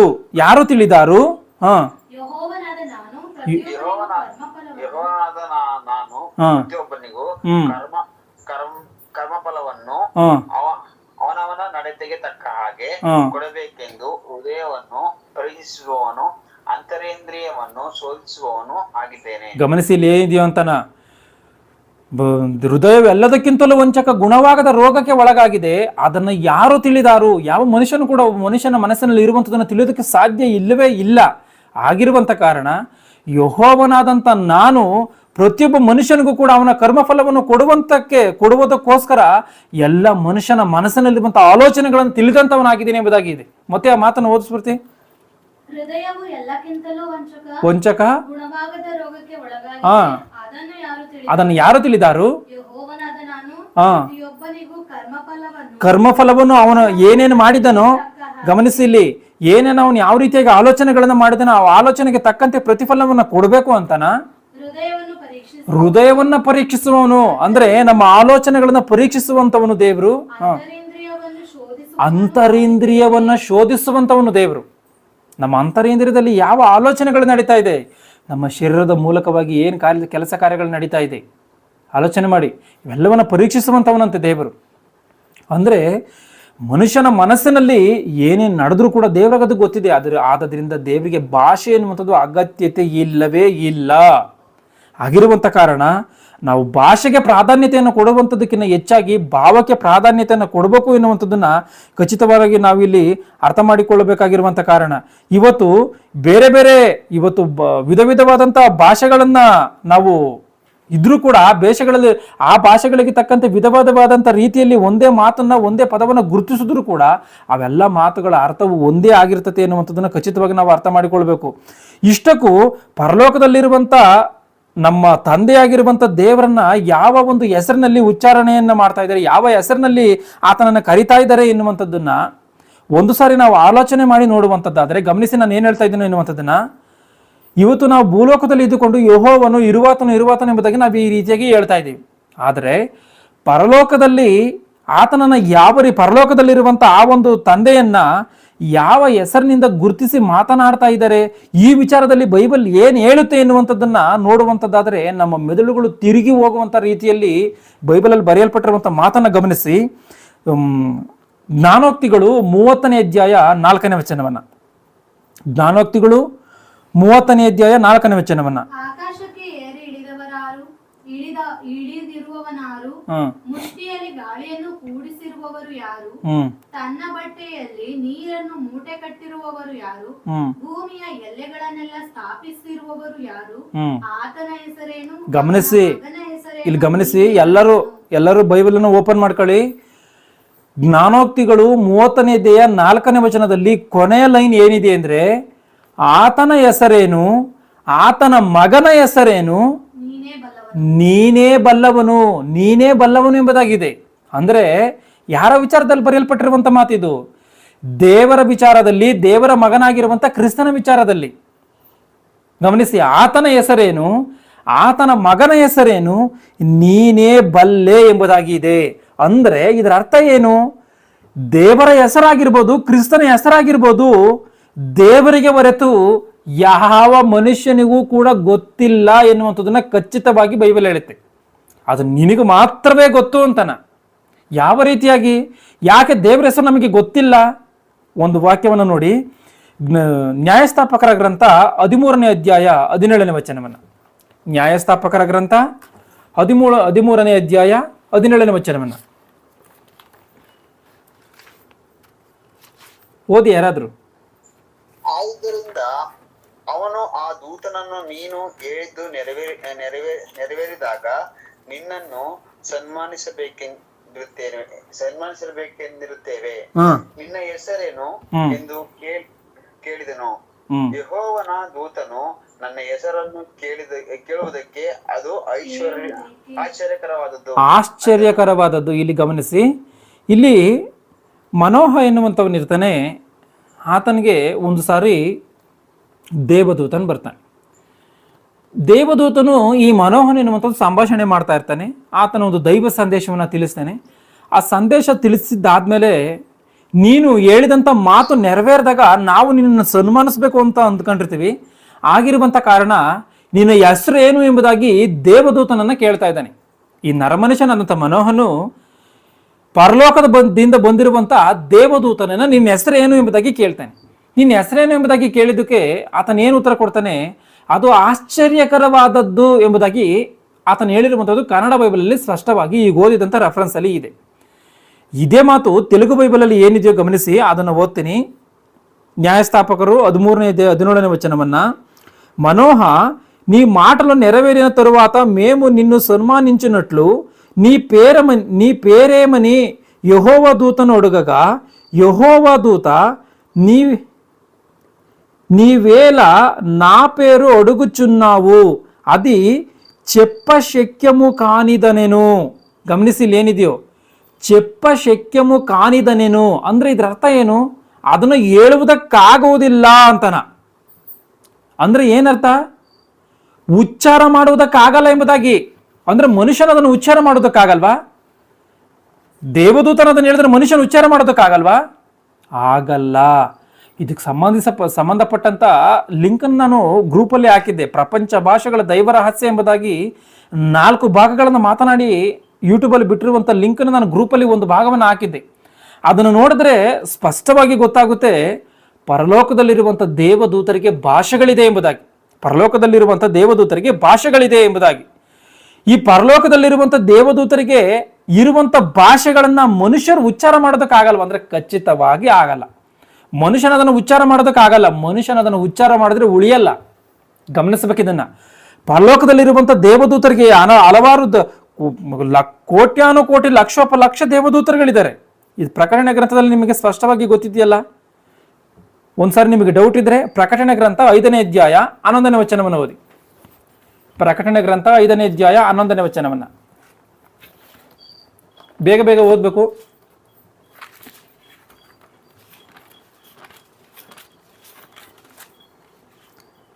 ಇದಲ್ಲದೆ ಸಿಂಹಾಸನವು ಜೀವಿಗಳು ಹಿರಿಯರು ಇವರ ಸುತ್ತಲೂ ಬಹು ಮಂದಿ ದೇವದೂತರನ್ನು ಕಂಡೆನು. ನೋಡಿ ಇಲ್ಲಿ ಏನಿದೆ, ಒಂದ್ ನಿಮಿಷ. ಇದಲ್ಲದೆ ಸಿಂಹಾಸನವು ಜೀವಿಗಳು ಹಿರಿಯರು. ಇಲ್ಲಿ ಏನಿದೆ, ಮೂರ್ ಪಾರ್ಟ್ ಕಾಣ್ತಾ ಇದೆ. ಸಿಂಹಾಸನ ಇದೆಯಂತೆ, ಆ ಸಿಂಹಾಸನವು ಆದ್ಮೇಲೆ ಜೀವಿಗಳಿದೆಯಂತೆ. ಈ ಜೀವಿಗಳ್ಯಾವು? ಸೆರಾಫಿಯರು, ಕೆರೋಬಿಯರು ಎಂಬುದಾಗಿ ಸ್ಪಷ್ಟವಾಗಿ ಯೆಶಾಯನ ಗ್ರಂಥದಲ್ಲಿ 6ನೇ ಅಧ್ಯಾಯದಲ್ಲಿ 1ನೇ ವಚನಗಳಲ್ಲಿ ಸ್ಪಷ್ಟವಾಗಿ ಕಾಣುತ್ತೆ. ಇದನ್ನು ನೀವು ಅರ್ಥ ಮಾಡಿಕೊಳ್ಬೇಕು. ಇಲ್ಲ ಮುಂದೆ ಸಮಯ ಬಂದ ಸಮಯದಲ್ಲಿ ನಾನು ಹೇಳ್ತೀನಿ ಅದನ್ನ. ಇದಲ್ಲದೆ ಸಿಂಹಾಸನವು ಜೀವಿಗಳು ಹಿರಿಯರು ಅಂದ್ರೆ ದೇವರ ಸಿಂಹಾಸನ ಇದೆ. ಪರಲೋಕದಲ್ಲಿರುವಂಥದ್ದು ಇದು ದೇವರ ಸಿಂಹಾಸನ ಇದೆ. ಆ ಸಿಂಹಾಸನದ ತರುವಾಯ ಜೀವಿಗಳಿದೆ, 4 ಜೀವಿಗಳಿದೆ. ಆ ಜೀವಿಗಳ ತರುವಾಯ 24 ಮಂದಿ ಹಿರಿಯರಿದ್ದಾರೆ. ಈ ಒಂದು 3 ಸ್ಟೇಜ್ಗಳಾದ್ಮೇಲೆ ಅಂದ್ರೆ ತಂದೆಯಾದ ದೇವರ ಸಿಂಹಾಸನ ಒಂದು 1ನೇ ಸ್ಟೇಜ್, ಅದಾದ್ಮೇಲಿಂದ 2ನೇ ಸ್ಟೇಜಲ್ಲಿ ಜೀವಿಗಳು, ಆ ಒಂದು ಸ್ಟೇಜ್ ಆದ್ಮೇಲೆ 3ನೇ ಒಂದು ಭಾಗದಲ್ಲಿ ಈ 24 ಮಂದಿ ಹಿರಿಯರಿದೆ. ಇವರ ಆದ್ಮೇಲೆ ಏನಿದೆ ಅಂತ ಇಲ್ಲಿ ಮುಂದೆ, ಇದಲ್ಲದೆ ಸಿಂಹಾಸನವು ಜೀವಿಗಳು ಹಿರಿಯರು ಇವರ ಸುತ್ತಲೂ ಬಹುಮಂದಿ ದೇವದೂತರನ್ನ ಕಂಡೆನು. ಅವರ ಸಂಖ್ಯೆಯು ಕೋಟ್ಯಾನು ಕೋಟಿಯಾಗಿಯೂ ಲಕ್ಷೋಪಲಕ್ಷವಾಗಿಯೂ ಇತ್ತು. ಗಮನಿಸಿ, ಇಲ್ಲಿ ಏನಿದೆಯೋ ಅವರ ಸಂಖ್ಯೆ, ಆ ದೇವದೂತರ ಸಂಖ್ಯೆ ಎಷ್ಟಿತ್ತಂತೆ? ಕೋಟ್ಯಾನು ಕೋಟಿಯಾಗಿ ಲಕ್ಷೋಪಲಕ್ಷವಾಗಿ. ನಾವು ಅಂದ್ಕೊಂಡ್ರದ್ದು ಏನ್ ಅಂದ್ಕೊಂಡಿದೀವಿ? ಪ್ರಕಟಣೆ ಗ್ರಂಥದಲ್ಲಿ ಆತನು ಯುದ್ಧವನ್ನ ಮಾಡಿದ್ದಾನೆ ಮಿಕಾಯೇಲನು, ಆ ದೇವದೂತನಿದ್ದಾನೆ. ಇಲ್ಲ ಗಬ್ರಿಯೇಲನಿದ್ದಾನೆ. ಲೂಕನ ಬರೆದ ಸುವಾರ್ತೆ 1ನೇ ಅಧ್ಯಾಯದಲ್ಲಿ ಜಕರಿಯನಿಗೆ ದರ್ಶನವನ್ನು ಕೊಡ್ತಾನೆ ಆಲಯದಲ್ಲಿ. ಆ ಗಬ್ರಿಯೇಲನು ಎನ್ನುವಂಥ ದೂತನಿದ್ದಾನೆ. ಇವರಿಬ್ರೇನೇನೆ ದೇವದೂತರು ಅಂತ ನಾವು ಹಿಂಗೆ ಅಂದ್ಕೊಂಡಿದ್ದೀವಿ. ಅದು ತಪ್ಪು. ಪರಲೋಕದಲ್ಲಿ ದೇವದೂತರು ಕೋಟ್ಯಾನು ಕೋಟಿಯಾಗಿಯೂ ಲಕ್ಷೋಪಲಕ್ಷವಾಗಿಯೂ ಇದ್ದಾರೆ. ಗಮನಿಸಿ, ಇವತ್ತಿನ ಪ್ರಪಂಚದ ಜನಸಂಖ್ಯೆ ಎಷ್ಟು? 800 ಕೋಟಿ. ಆದ್ರೆ ಪರಲೋಕದಲ್ಲಿರುವಂಥ ದೇವದೂತರ ಸಂಖ್ಯೆ ಎಷ್ಟು? ಕೋಟ್ಯಾನು ಕೋಟಿ ಲಕ್ಷೋಪಲಕ್ಷ. ಆಳಲ್ಲ, ಎಣಿಸೋದಕ್ಕೆ ಸಾಧ್ಯವಾಗದೆ ಇರುವಂಥ ದೇವದೂತರಿದ್ದಾರೆ. ಅಂದ್ರೆ ಈ ದೇವದೂತರಿಗೆ ಎಲ್ಲರಿಗೂ ಕೂಡ ಒಂದೇ ಭಾಷೆ ಇದೆಯಾ ಅಂತ ನೋಡೋಕೆ ಒಂದೇ ಭಾಷೆ ಇಲ್ಲ, ಭಾಷೆಗಳಿದೆ. ಯಾವ ರೀತಿಯಾಗಿ ಭಾಷೆಗಳಿದೆ ಎಂಬುದಾಗಿ ನಾನು ಹೇಳ್ತೀನಿ ಅಂದರೆ, ಕೊರಿಂಥಿ ಗ್ರಂಥದಲ್ಲಿ ಆ ಭಾಗಗಳಲ್ಲಿ ಹೇಳಿದ್ದೀನಿ ನಾನು. ಕೊರಿಂಥಿ ಗ್ರಂಥದಲ್ಲಿ ನಾನು ಮನುಷ್ಯರ ಭಾಷೆಗಳನ್ನು, ದೇವದೂತರ ಭಾಷೆಗಳನ್ನು ಎಂಬುದಾಗಿದೆ. ಭಾಷೆಯನ್ನ ಸಿಂಗ್ಯುಲರ್ ವರ್ಡು, ಅದು ಒಂದನ್ನೇ ಸೂಚಿಸುತ್ತೆ. ಭಾಷೆಗಳನ್ನ ಅಂತಂದ್ರೆ ಅದು ಫ್ಲೂರಲ್ ವರ್ಡು ಆಗಿರುವಂತ ಕಾರಣ ಒಂದಕ್ಕಿಂತ ಹೆಚ್ಚಿರುವಂಥದ್ದನ್ನೇ ಭಾಷೆಗಳು ಎಂಬುದಾಗಿ ಹೇಳ್ತೀವಿ. ಅಂದ್ರೆ ದೇವದೂತರ ಭಾಷೆಗಳು ಎಂಬುದಾಗಿ ಅಲ್ಲ ಬರೆಯಲ್ಪಟ್ಟಿದೆ. ಅಂದ್ರೆ ಇಷ್ಟು ಜನ ದೇವದೂತರುಗಳಿಗೆ ಎಷ್ಟು ಭಾಷೆಗಳಿದೆಯೋ ಅದು ಗೊತ್ತಿಲ್ಲ ಮನುಷ್ಯನಿಗೆ. ಅರ್ಥ ಮಾಡ್ಕೋಬೇಕು. ಅಂದ್ರೆ ಖಚಿತವಾಗಿ ಬೇರೆ ಬೇರೆ ಭಾಷೆಗಳಿದೆಯಾ? ಎಲ್ಲ ದೇವದೂತರಿಗೂ ಒಂದೇ ಭಾಷೆ ಇಲ್ದಲೆ ಬೇರೆ ಬೇರೆ ಭಾಷೆಗಳಿದೆಯಾ ಅಂದ್ರೆ ಬೇರೆ ಬೇರೆ ಭಾಷೆಗಳಿದೆ. ಆ ಭಾಷೆಗಳನ್ನು ಮನುಷ್ಯನು ಉಚ್ಚಾರ ಮಾಡೋದಕ್ಕೆ ಸಾಧ್ಯವಿಲ್ಲ. ಅದಕ್ಕೆ ಇಲ್ಲಿ ಏನಿದೆ, ಚೆಪ್ಪ ಶಕ್ಯಮು ಕಾಣಿದನೇನು ಎಂಬುದಾಗಿ ಇಲ್ಲಿ ಸ್ಪಷ್ಟವಾಗಿ ಇದೆ. ಅಂದ್ರೆ ಭಾಷೆಯನ್ನು ಅರ್ಥ ಮಾಡಿಕೊಳ್ಳದೆ, ಭಾಷೆಗೆ ಅರ್ಥವಾಗದಂಥ ರೀತಿಯಲ್ಲಿ, ಭಾಷೆಯಲ್ಲಿ ನಾವು ಉಚ್ಚಾರ ಮಾಡೋಕ್ಕಾಗದೇ ಇರುವಂಥ ರೀತಿಯಲ್ಲಿ ಇರುವಂಥ ಆತ್ಮಸ್ವರೂಪನಾದಂಥ ದೇವರ ಹೆಸರನ್ನ ಮನುಷ್ಯನು ತಿಳಿದುಕೊಳ್ಳುವುದಕ್ಕೆ ಸಾಧ್ಯವಿಲ್ಲ. ಗಮನಿಸಿದನ, ಭಾಷೆಗೆ ಅರ್ಥವಾಗದಲ್ಲೇ ಇರುವಂಥ, ಭಾಷೆಯ ಮೂಲಕವಾಗಿ ವರ್ಣನೆ ಮಾಡೋಕ್ಕಾಗದಲ್ಲೇ ಇರುವಂಥ ಆತ್ಮಸ್ವರೂಪನಾಗಿರುವಂಥ ದೇವರ ಹೆಸರನ್ನ ನಮ್ಮ ಮನುಷ್ಯನ ಅರ್ಥ ಮಾಡ್ಕೊಳ್ಳೋದಕ್ಕೆ ಸಾಧ್ಯ ಇಲ್ಲ, ಅದನ್ನು ಉಚ್ಚಾರ ಮಾಡೋದಕ್ಕೆ ಸಾಧ್ಯ ಇಲ್ಲ. ಈ ಒಂದು ಆತ್ಮಗಳ ಲೋಕಕ್ಕೆ ಹೋಗಿರುವಂಥ ಒಬ್ಬನನ್ನ ಕುರಿತು ಪೌಲನು ಆತನು ಒಂದು ಸಾರಿ ಪ್ರಸ್ತಾಪನೆಯನ್ನ ಮಾಡ್ತಾನೆ. ಒಂದು ಸಾರಿ 2 ಕೊರಿಂಥಿ 12:2 ಗಮನಿಸಿ. 2 ಕೊರಿಂಥಿ 12ನೇ ಅಧ್ಯಾಯ 2ನೇ ವಚನವನ್ನ.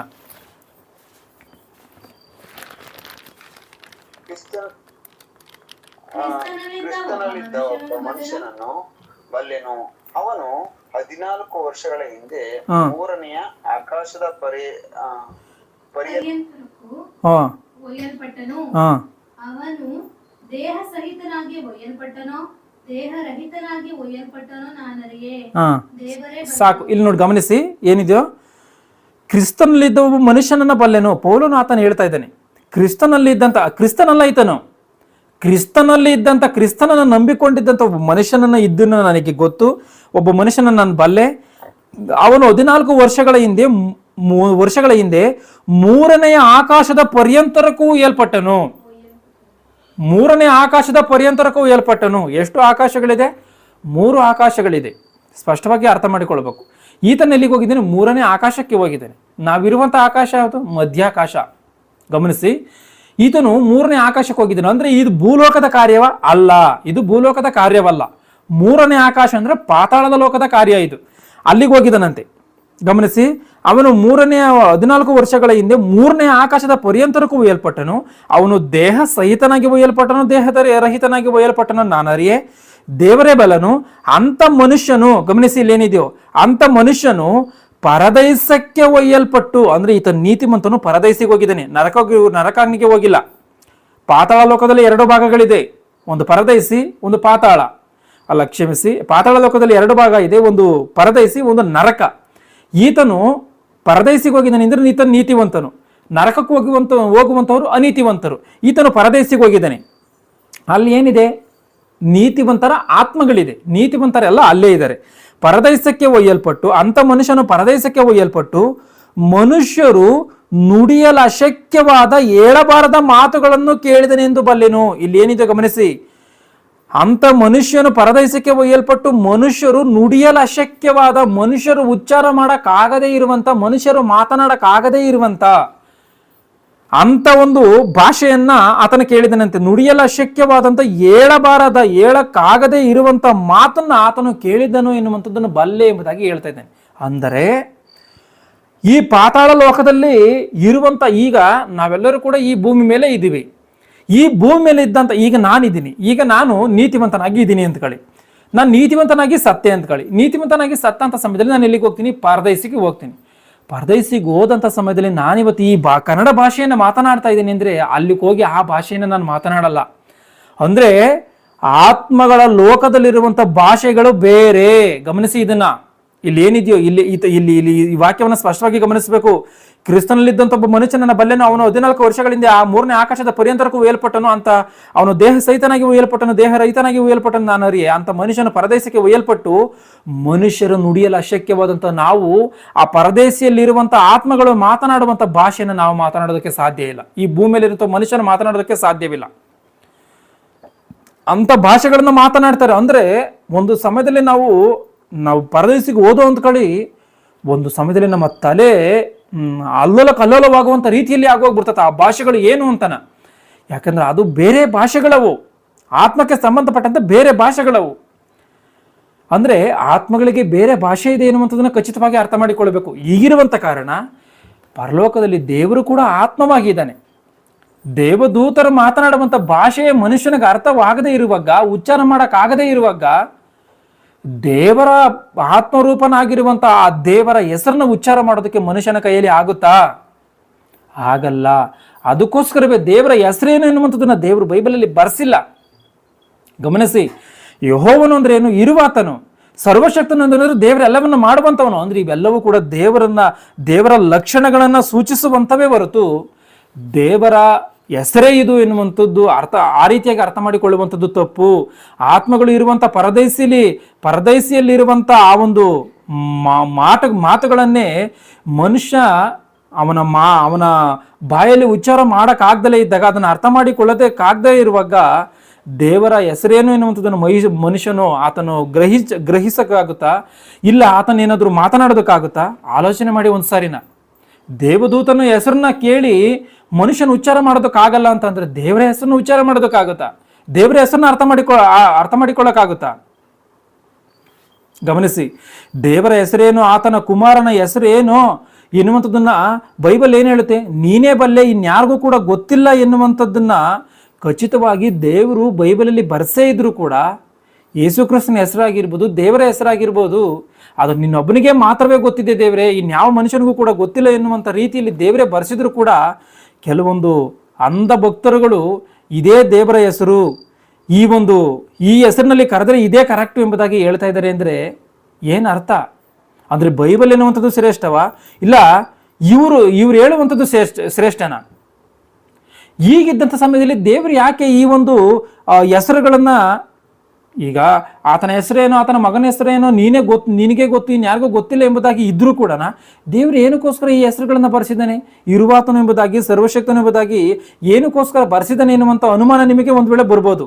ಆದರೆ ಏನಕ್ಕೋಸ್ಕರ ಬರೆಸಿದ್ದಾನೆ ಅಂತಂದರೆ, ಪರಲೋಕದಲ್ಲಿರುವಂಥ ಆತ್ಮರೂಪವಾಗಿ ಇರುವಂಥ ಆ ಒಂದು ದೇವರ ಗುಣಲಕ್ಷಣಗಳನ್ನು, ಆ ದೇವರ ಹೆಸರನ್ನ, ಅಲ್ಲ ಆ ಒಂದು ದೇವರ ಸ್ವಭಾವಗಳನ್ನು ನಾವು ಅರ್ಥ ಮಾಡಿಕೊಳ್ಬೇಕು ಅಂದರೆ ಆ ಪರಲೋಕದ ಭಾಷೆಗಳಲ್ಲಿ, ಆತ್ಮಗಳ ಭಾಷೆಯಲ್ಲಿ ಹೇಳಿದ್ರೆ ಮನುಷ್ಯನ ಅದನ್ನು ಉಚ್ಚಾರ ಮಾಡೋದಕ್ಕೆ, ಅರ್ಥ ಮಾಡಿಕೊಳ್ಳೋದಕ್ಕೆ ಸಾಧ್ಯವಿಲ್ಲ. ಮನುಷ್ಯನ ಅದನ್ನು ತಟ್ಟುಕೊಳ್ಳೋದಕ್ಕೆ ಸಾಧ್ಯ ಇಲ್ಲ, ತಡ್ಕೊಳ್ಳೋದಕ್ಕಾಗಲ್ಲ ಆ ಭಾಷೆಯನ್ನು ಆತನು ಕೇಳಿದ್ರೆ, ಮಾತನಾಡಿದ್ರೆ.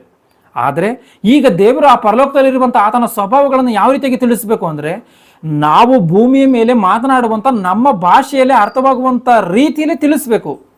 ಆ ರೀತಿಯಾಗಿ ತಿಳಿಸ್ಬೇಕು ಅಂದರೆ ಏನು ಮಾಡಬೇಕು? ನಮ್ಮ ಭಾಷೆಯಲ್ಲಿ ಯಾವ ರೀತಿಯಾಗಿ ನಾವು ಅರ್ಥ ಮಾಡಿಕೊಳ್ತೀವೋ ಆ ರೀತಿಯಾಗಿ ತಿಳಿಸಿದ್ದಾನೆ ದೇವರು. ಇರುವಾತನು ಅಂದರೆ ಏನರ್ಥ? ಯಾವತ್ತಿಗೂ ಕೂಡ ಇದ್ದಂಥವನು. ಅಂದರೆ ದೇವರು ಇರುವಾತನು ಎನ್ನುವಂಥ ಆತನ ಸ್ವಭಾವವನ್ನು ನಮ್ಮ ಭಾಷೆಯಲ್ಲಿ ಅರ್ಥವಾಗುವಂಥ ರೀತಿಯಲ್ಲಿ ಈ ರೀತಿಯಾಗಿ ಬರೆಸಿಕೊಟ್ಟಿದ್ದಾನೆ. ಆಲೋಚನೆ ಮಾಡಿ, ಏನಕ್ಕೋಸ್ಕರ ಆತನ ಹೆಸರು, ದೇವರ ಹೆಸರು, ಕ್ರಿಸ್ತನ ಹೆಸರು ಗೊತ್ತಿಲ್ಲದೆ ಇದ್ದರೂ ಕೂಡ ಏನಕ್ಕೋಸ್ಕರ ಈ ರೀತಿಯಾಗಿ ಗುರುತಿಸಿದ್ದಾನೆ ಅಂತಂದರೆ, ನಾವು ಅರ್ಥ ಮಾಡಿಕೊಳ್ಳೋದಕ್ಕೋಸ್ಕರ, ಆ ದೇವರ ಸ್ವಭಾವಗಳನ್ನು ತಿಳಿದುಕೊಳ್ಳೋದಕ್ಕೋಸ್ಕರ. ಯೆಹೋವನು ಎನ್ನುವಂಥ ಇಬ್ರಿಯ ಭಾಷೆಯಲ್ಲಿರುವಂಥ ಯೆಹೋವನು ಎನ್ನುವಂಥ ಮಾತಿಗೆ ಅರ್ಥ ಏನು ಅಂದರೆ ಇರುವಾತನು ಎಂಬುದಾಗಿ ಗಮನಿಸಿ. ಮತ್ತು ಈ ಒಂದು ತಂದೆಯಾದಂಥ ದೇವರ ವಿಚಾರದಲ್ಲಿ ಇಷ್ಟವರೆಗೂ ನಾವು ನೋಡ್ಕೊಂಡು ಯೆಹೋವನು ಎನ್ನುವಂಥ ರೀತಿಯಲ್ಲಿ, ಈಗ ಯೇಸು ಕ್ರಿಸ್ತನ ವಿಷಯದಲ್ಲಿ ನಾವು ಒಂದ್ಸಾರಿ ಆಲೋಚನೆ ಮಾಡಿ ನೋಡುವಂಥದ್ದಾದರೆ, ಯೇಸು ಕ್ರಿಸ್ತನಿಗೆ ಎಷ್ಟೋ ಹೆಸರುಗಳು ಬೈಬಲಲ್ಲಿ ಇರುವಂಥದ್ದು ಸ್ಪಷ್ಟವಾಗಿ ಕಾಣಿಸುತ್ತೆ. ಅಂದರೆ ಆತನನ್ನು ಗುರುತಿಸಿ ಮಾತನಾಡಿರುವಂಥ ಕಾರ್ಯವೂ ಗೊತ್ತಾಗ್ತದೆ. ಆತನನ್ನು ಆ ರೀತಿಯಾಗಿ ಆ ಒಂದು ಹೆಸರಿನಲ್ಲಿರುವಂಥ ಭಾವವನ್ನು ಗುರುತಿಸಿ ನಾವು ಅರ್ಥ ಮಾಡಿಕೊಳ್ಬೇಕೇ ಹೊರತು ಆ ಹೆಸರನ್ನ ಗುರುತಿಸಿ, ಇಲ್ಲ ಆ ಒಂದು ಹೆಸರನ್ನೇ ನಾವು ಒಂದು ವೇಳೆ ಡೈರೆಕ್ಟಾಗಿ ತೆಗೆದುಕೊಂಡು ಭಾಷೆಗೆ ಪ್ರಾಮುಖ್ಯತೆಯನ್ನು ಕೊಡುವಂಥದ್ದಾದರೆ ಅದು ತಪ್ಪಾಗಿ ಹೋಗ್ತದೆ. ಯೇಸು ಕ್ರಿಸ್ತನಿಗೆ ಕೊಟ್ಟಿರುವಂಥ ಒಂದು ಹೆಸರುಗಳೆಲ್ಲವನ್ನು ನಾವು ಒಂದು ಸಾರಿ ಈ ಒಂದು ಕೆಳಗಿನ ವಚನಗಳಲ್ಲಿ ನಾವು ಈಗ ಓದ್ಕೊಂಡು ಹೋಗುವಂಥ ಈ ಎಲ್ಲ ವಚನಗಳಲ್ಲಿ ನೋಡ್ಕೊಂಡು ಹೋಗ್ರಿ. ನೀವು ಒಂದು ಸಾರಿ ಕ್ರಮವಾಗಿ ಇದನ್ನು ಆಲೋಚನೆ ಮಾಡಿ ನೋಡಬೇಕು. ಯೇಸು ಕ್ರಿಸ್ತನಿಗೆ ಯಾವ ಯಾವ ಹೆಸರುಗಳು ಬರೆಯಲ್ಪಟ್ಟಿದೆ, ಆತನನ್ನು ಯಾವ ರೀತಿಯಾಗಿ ಗುರುತಿಸಿ ಮಾತನಾಡಿದ್ದಾರೆ, ದೇವರು ಯಾವ ರೀತಿಯಾಗಿ ಗುರುತಿಸಿ ಮಾತನಾಡಿದ್ದಾನೆ ಅನ್ನುವಂಥದ್ದನ್ನು ಒಂದ್ಸಾರಿ ಆ ಯೇಸು ಕ್ರಿಸ್ತನ ವಿಚಾರದಲ್ಲಿ ನೋಡ್ಕೊಂಡು ಹೋಗುವಂಥದ್ದಾದರೆ, ಮತ್ತಾಯನ ಬರೆದ ಸುವಾರ್ತೆ 1:21 ವಚನವನ್ನು ಗಮನಿಸಿ. ನೀವು ಒಂದರ ಕೆಳಗೊಂದು ಒಂದ್ಸರಿ ಬರ್ಕೊಳ್ಳುವಂಥದ್ದಾದ್ರೆ ಈ ರೀತಿಯಾಗಿ ಬರ್ಕೊಳ್ಳಿ. ಮತ್ತಾಯನ ಬರೆದ ಸುವಾರ್ತೆ 1:21. ಆಕೆಯು ಒಬ್ಬ ಮಗನನ್ನು ಅಡೆಯುವಳು, ನೀನು ಆತನಿಗೆ ಯೇಸು ಎಂದು ಹೆಸರಿಡಬೇಕು, ಯಾಕೆಂದರೆ ಆತನೇ ತನ್ನ ಜನರನ್ನು ಅವರ ಪಾಪಗಳಿಂದ ಬಿಡಿಸಿ ಕಾಯುವನು ಅಂದನು. ಗಮನಿಸಿ, ಮತ್ತಾಯನ ಬರೆದ ಸುವಾರ್ತೆ 1:21 ವಚನದಲ್ಲಿ ಆತನು ಅವರ ಜನರನ್ನು ಬಿಡಿಸಿ ಕಾಯುವನು ಎಂಬುದಾಗಿ ಇದೆ. ಏನಕ್ಕೋಸ್ಕರ ಆತನಿಗೆ ಹೆಸರನ್ನ ಇಡಬೇಕು ಯೇಸು ಅಂತ ಹೇಳಿ ಅಂತ ಅಂದರೆ 1:21 ವಚನದಲ್ಲಿ ಆಕೆಯೊಬ್ಬ ಮಗನನ್ನು ಅಡೆಯುವಳು, ನೀನು ಆತನಿಗೆ ಯೇಸು ಎಂದು ಹೆಸರಿಡಬೇಕು, ಯಾಕೆಂದರೆ ಆತನೇ ತನ್ನ ಜನರನ್ನ ಅವರ ಪಾಪಗಳಿಂದ ಬಿಡಿಸಿ ಕಾಯುವನು ಅಂದನು. ನೀನು ಆತನಿಗೆ ಯೇಸು ಅಂತೇಳಿ ಹೆಸರಿಡಬೇಕು, ಯಾಕೆ ಅಂತಂದರೆ ಆತನು ಅವರ ಜನರನ್ನ ಬಿಡಿಸಿ ಕಾಪಾಡ್ತಾನೆ ಅಂತ. ಅಂದರೆ ಆತನು ಬಿಡಿಸಿ ಕಾಪಾಡೋದಕ್ಕೂ ಇವನಿಗೆ ಯೇಸು ಅಂತಲೇ ಹೆಸರಿಡೋದಕ್ಕೂ ಏನು ಸಂಬಂಧ ಅಂದರೆ, ಅದರ ಅರ್ಥ ಏನು ಅಂತಂದರೆ ರಕ್ಷಕನು ಅಂತ, ಬಿಡಿಸಿ ಕಾಪಾಡುವಂಥವನು. ಆ ಕೆಲಸವನ್ನು ಆತನು ಮಾಡುವಂಥ ಕಾರಣ ಆತನನ್ನು ಏನಂತ ಗುರುತಿಸ್ಬೇಕಂದ್ರೆ ರಕ್ಷಕನು ಎಂಬುದಾಗಿ ಗುರುತಿಸಬೇಕು. ಈ ರಕ್ಷಕನು ಎನ್ನುವಂಥ ಮಾತಿಗೆ, ಯೇಸು ಎನ್ನುವಂಥ ಮಾತಿಗೆ ರಕ್ಷಕನು ಎನ್ನುವಂಥದ್ದು ಅರ್ಥನ ಅಂತ ನೋಡಿದ್ರೆ ಹಂಗೆ ಅರ್ಥ. ಯೇಸು ಎನ್ನುವಂಥ ಮಾತಿಗೆ ಅರ್ಥ ಏನು ಅಂತಂದರೆ ರಕ್ಷಕನು ಅಂತ. ಗಮನಿಸಿ, ಇವತ್ತು ಯಾವುದೋ ಒಬ್ಬ ವಾಚ್ಮ್ಯಾನ್ ಕೆಲಸ ಮಾಡ್ತಾನೆ ಅಂತ ಅಂದರೆ ಆತನಿಗೇನೋ ಬೇರೆ ಹೆಸರಿರುತ್ತೆ. ನಾವು ಆತನನ್ನು ಏನಂತ ಗುರುತಿಸ್ತೀವಿ? ಕಾವಲು ಕಾಯುವಂಥವನಿಗೆ ಒಂದು ATM ಮಿಷಿನ್ ಮುಂದೆ ಆಗಿರ್ಬೋದು, ಇಲ್ಲ ಒಂದು ಸ್ಕೂಲು ಗೇಟ್ಗಳಲ್ಲಿ ಆಗಿರ್ಬೋದು, ಎಲ್ಲೇ ಆಗಿರ್ಬೋದು, ಅವನೇನಂತೀವಿ? ವಾಚ್ಮ್ಯಾನ್ ಎಂಬುದಾಗಿ ಹೇಳ್ತೀವಿ. ಅಂದರೆ ಆತನು ಯಾವಾಗಲೂ ಕಾಯುವಂಥ ಕೆಲಸ ಮಾಡುವಂಥ ಕಾರಣ ಆ ರೀತಿಯಾಗಿ ಆತನನ್ನು ಗುರುತಿಸ್ತೀವಿ. ಅಂದರೆ ಆತನಿಗೆ ಬೇರೆ ಹೆಸರಿದೆ, ಆದ್ರೆ ಗುರುತಿಸೋದು ಏನಂತ ಗುರುತಿಸ್ತೀವಿ? ಆತನ ಆ ಕೆಲಸವನ್ನು ಮಾಡುವಂಥ ಕಾರಣ ಆತನನ್ನು ಆ ರೀತಿಯಾಗಿ ಗುರುತಿಸ್ತೀವಿ. ಒಬ್ಬ ಕಾರ್ಪೆಂಟರ್ ಮರ ಕೆತ್ತುವಂಥ ಕೆಲಸ ಮಾಡುವಂಥವನು ಕಾರ್ಪೆಂಟರ್ ಎಂಬುದಾಗಿ ನಾವು ಗುರುತಿಸ್ತೀವಿ. ಏನಕ್ಕೆ? ಆತನ ಆ ಕೆಲಸವನ್ನು ಮಾಡುವಂಥ ಕಾರಣ. ಒಬ್ಬ ವೈದ್ಯ ವೃತ್ತಿಯನ್ನು ಮಾಡುವಂಥವನ್ನ ಡಾಕ್ಟರ್ ಎಂಬುದಾಗಿ ನಾವು ಗುರುತಿಸ್ತೀವಿ. ಒಬ್ಬ ಪೊಲೀಸ್ ವೃತ್ತಿಯನ್ನು ಮಾಡುವಂಥವ್ನಿಗೆ ಆತನಿಗೆ ಪೊಲೀಸ್ ಎಂಬುದಾಗಿ ನಾವು ಗುರುತಿಸಿ ಮಾತಾಡ್ತೀವಿ. ಅಂದ್ರೆ ಅವ್ರಿಗೆ ಬೇರೆ ಬೇರೆ ಹೆಸರುಗಳಿದೆ. ಅದಾತ ಅವ್ರಿಗೆ ಈ ಪೊಲೀಸ್ ಎನ್ನುವಂಥದ್ದು ಅವ್ರಿಗೆ ಹೆಸರ, ಡಾಕ್ಟರ್ ಎನ್ನುವಂಥದ್ದು ಅವ್ರಿಗೆ ಹೆಸರಲ್ಲ ಅದು. ಆದರೆ ಇದನ್ನ ಅವ್ರು ಮಾಡುವಂಥ ವೃತ್ತಿಗಳನ್ನು ಗುರುತಿಸಿ ಮಾತನಾಡುವಂಥದ್ದು. ಆ ರೀತಿಯಾಗಿ ಯೇಸು ಕ್ರಿಸ್ತನು ಅವರ ಜನರನ್ನು ಬಿಡಿಸಿ ಕಾಪಾಡುವಂಥ ಕೆಲಸವನ್ನು ಮಾಡುವಂಥ ಕಾರಣ ಆತನಿಗೆ ನೀನು ರಕ್ಷಕನು ಎಂಬುದಾಗಿ ಹೆಸರಿಡಬೇಕು. ಅಂದರೆ ಯೇಸು ಎಂಬುದಾಗಿ ನೀನು ಹೆಸರಿಡಬೇಕು ಎಂಬುದಾಗಿ ಸ್ಪಷ್ಟವಾಗಿ ಇಲ್ಲಿ ಕಾಣುತ್ತೆ. ಗಮನಿಸಿ ಅದನ್ನು. ಆಕೆಯ ಒಬ್ಬ ಮಗನನ್ನು ಹಡೆಯುವಳು, ನೀನು ಆತನಿಗೆ ಯೇಸು ಎಂದು ಹೆಸರಿಡಬೇಕು, ಯಾಕಂದರೆ ಆತನೇ ತನ್ನ ಜನರನ್ನು ಅವರ ಪಾಪಗಳಿಂದ ಬಿಡಿಸಿ ಕಾಯುವನು. ಕಾಯುವಂಥವನು ಏನಂತಾರೆ? ಕಾಪಾಡುವಂಥವನು, ರಕ್ಷಿಸುವಂಥವನು. ಅಂದರೆ ಯೇಸು ಕ್ರಿಸ್ತನ ಈ ರೀತಿಯಾಗಿ ಗುರುತಿಸಿದ್ದಾರೆ. ಮತ್ತೆ ಮತ್ತಾಯನ ಬರೆದ ಸುವಾರ್ತೆ 1:22-23 ಗಮನಿಸಿ. ಮತ್ತಾಯನ ಬರೆದ ಸುವಾರ್ತೆ ಪ್ರವಾದಿಯ ಮುಖಾಂತರ ಹೇಳಿದ ಮಾತು ನೆರವೇರುವಂತೆ ಇದೆಲ್ಲ ನಡೆಯಿತು. ಆ ಮಾತು ಏನೆಂದರೆ, ಇಗೋ ಒಬ್ಬ ಕನ್ಯಕೆಯ ಗರ್ಭಿಣಿಯಾಗಿ ಮಗನನ್ನು ಹೊಡೆಯುವಳು, ಆತನಿಗೆ ಇಮ್ಮಾನುವೇಲ್ ಎಂದು ಹೆಸರಿಡುವರು ಎಂಬುದೇ. 22 ಗಮನಿಸಿ ಏನಿದೆಯೋ. ಆದರೆ ಆತನಿಗೆ ಇಮ್ಮಾನುವೇಲ್ ಎಂದು ಹೆಸರಿಡುವರು ಎಂಬುದು ದೇವರು ನಮ್ಮ ಕೂಡ ಇದ್ದಾನೆಂದು ಈ ಹೆಸರಿನ ಅರ್ಥ. ಕರ್ತನು ಪ್ರವಾದಿಯ ಮುಖಾಂತರ ಹೇಳಿದ ಮಾತು ನೆರವೇರುವಂತೆ ಇದೆಲ್ಲ ಆಯಿತು. ಆ ಮಾತು ಏನೆಂದರೆ, ಈಗೋ ಒಬ್ಬ ಕನ್ನಿಕೆಯು ಗರ್ಭಿಣಿಯಾಗಿ ಮಗನನ್ನ ಹಡೆಯುವಳು, ಆತನಿಗೆ ಇಮ್ಮಾನುವೇಲ್ ಎಂದು ಹೆಸರಿಡುವರು. ಇಮ್ಮಾನುವೇಲ ಅಂದ್ರೆ ಅಲ್ಲಿ ಯೇಸು ಎಂಬುದಾಗಿ ಅಲ್ಲಿ ಗುರುತಿಸಿ ಮಾತನಾಡಿರುವಂಥದ್ದು ಕಾಣುತ್ತೆ. ಇಲ್ಲಿ ಇಮ್ಮಾನುವೇಲ್ ಎಂಬುದಾಗಿ ಇಲ್ಲಿ ಗುರುತಿಸಿ ಮಾತನಾಡಿರುವಂಥದ್ದು ಇಲ್ಲಿ ಕಾಣುತ್ತೆ. ಅಂದ್ರೆ ದೇವರೇ ಹೇಳ್ತಿರುವಂಥದ್ದು, ಇದನ್ನ ದೇವದೂತನ ಮೂಲಕವಾಗಿ ದೇವರೇ ಹೇಳ್ತಿರುವಂಥದ್ದು. ಯೇಸು ಎಂಬುದಾಗಿ ಹೆಸರಿಡ್ರಿ ಎಂಬುದಾಗಿ ಅಲ್ಲಿ ಹೇಳಿದ್ದಾನೆ. ಇಲ್ಲಿ ಏನು ಹೇಳ್ತದೆ? ಇಮ್ಮಾನುವೇಲ್ ಎಂಬುದಾಗಿ ಇಲ್ಲಿ ಏನಿದೆ? ಈಗೊಬ್ಬ ಕನ್ನಿಕೆ ಗರ್ಭಿಣಿಯಾಗಿ ಮಗನನ್ನು ಹಡೆಯುವಳು, ಆತನಿಗೆ ಇಮ್ಮಾನುವೇಲ್ ಎಂದು ಹೆಸರಿಡುವರು. ಯೇಸು ಎಂಬುದಾಗಿ ಅಲ್ಲಿ ಇಡ್ತಾರೆ ಎಂಬುದಾಗಿ ಅಲ್ಲಿ ಹೇಳೈತೆ.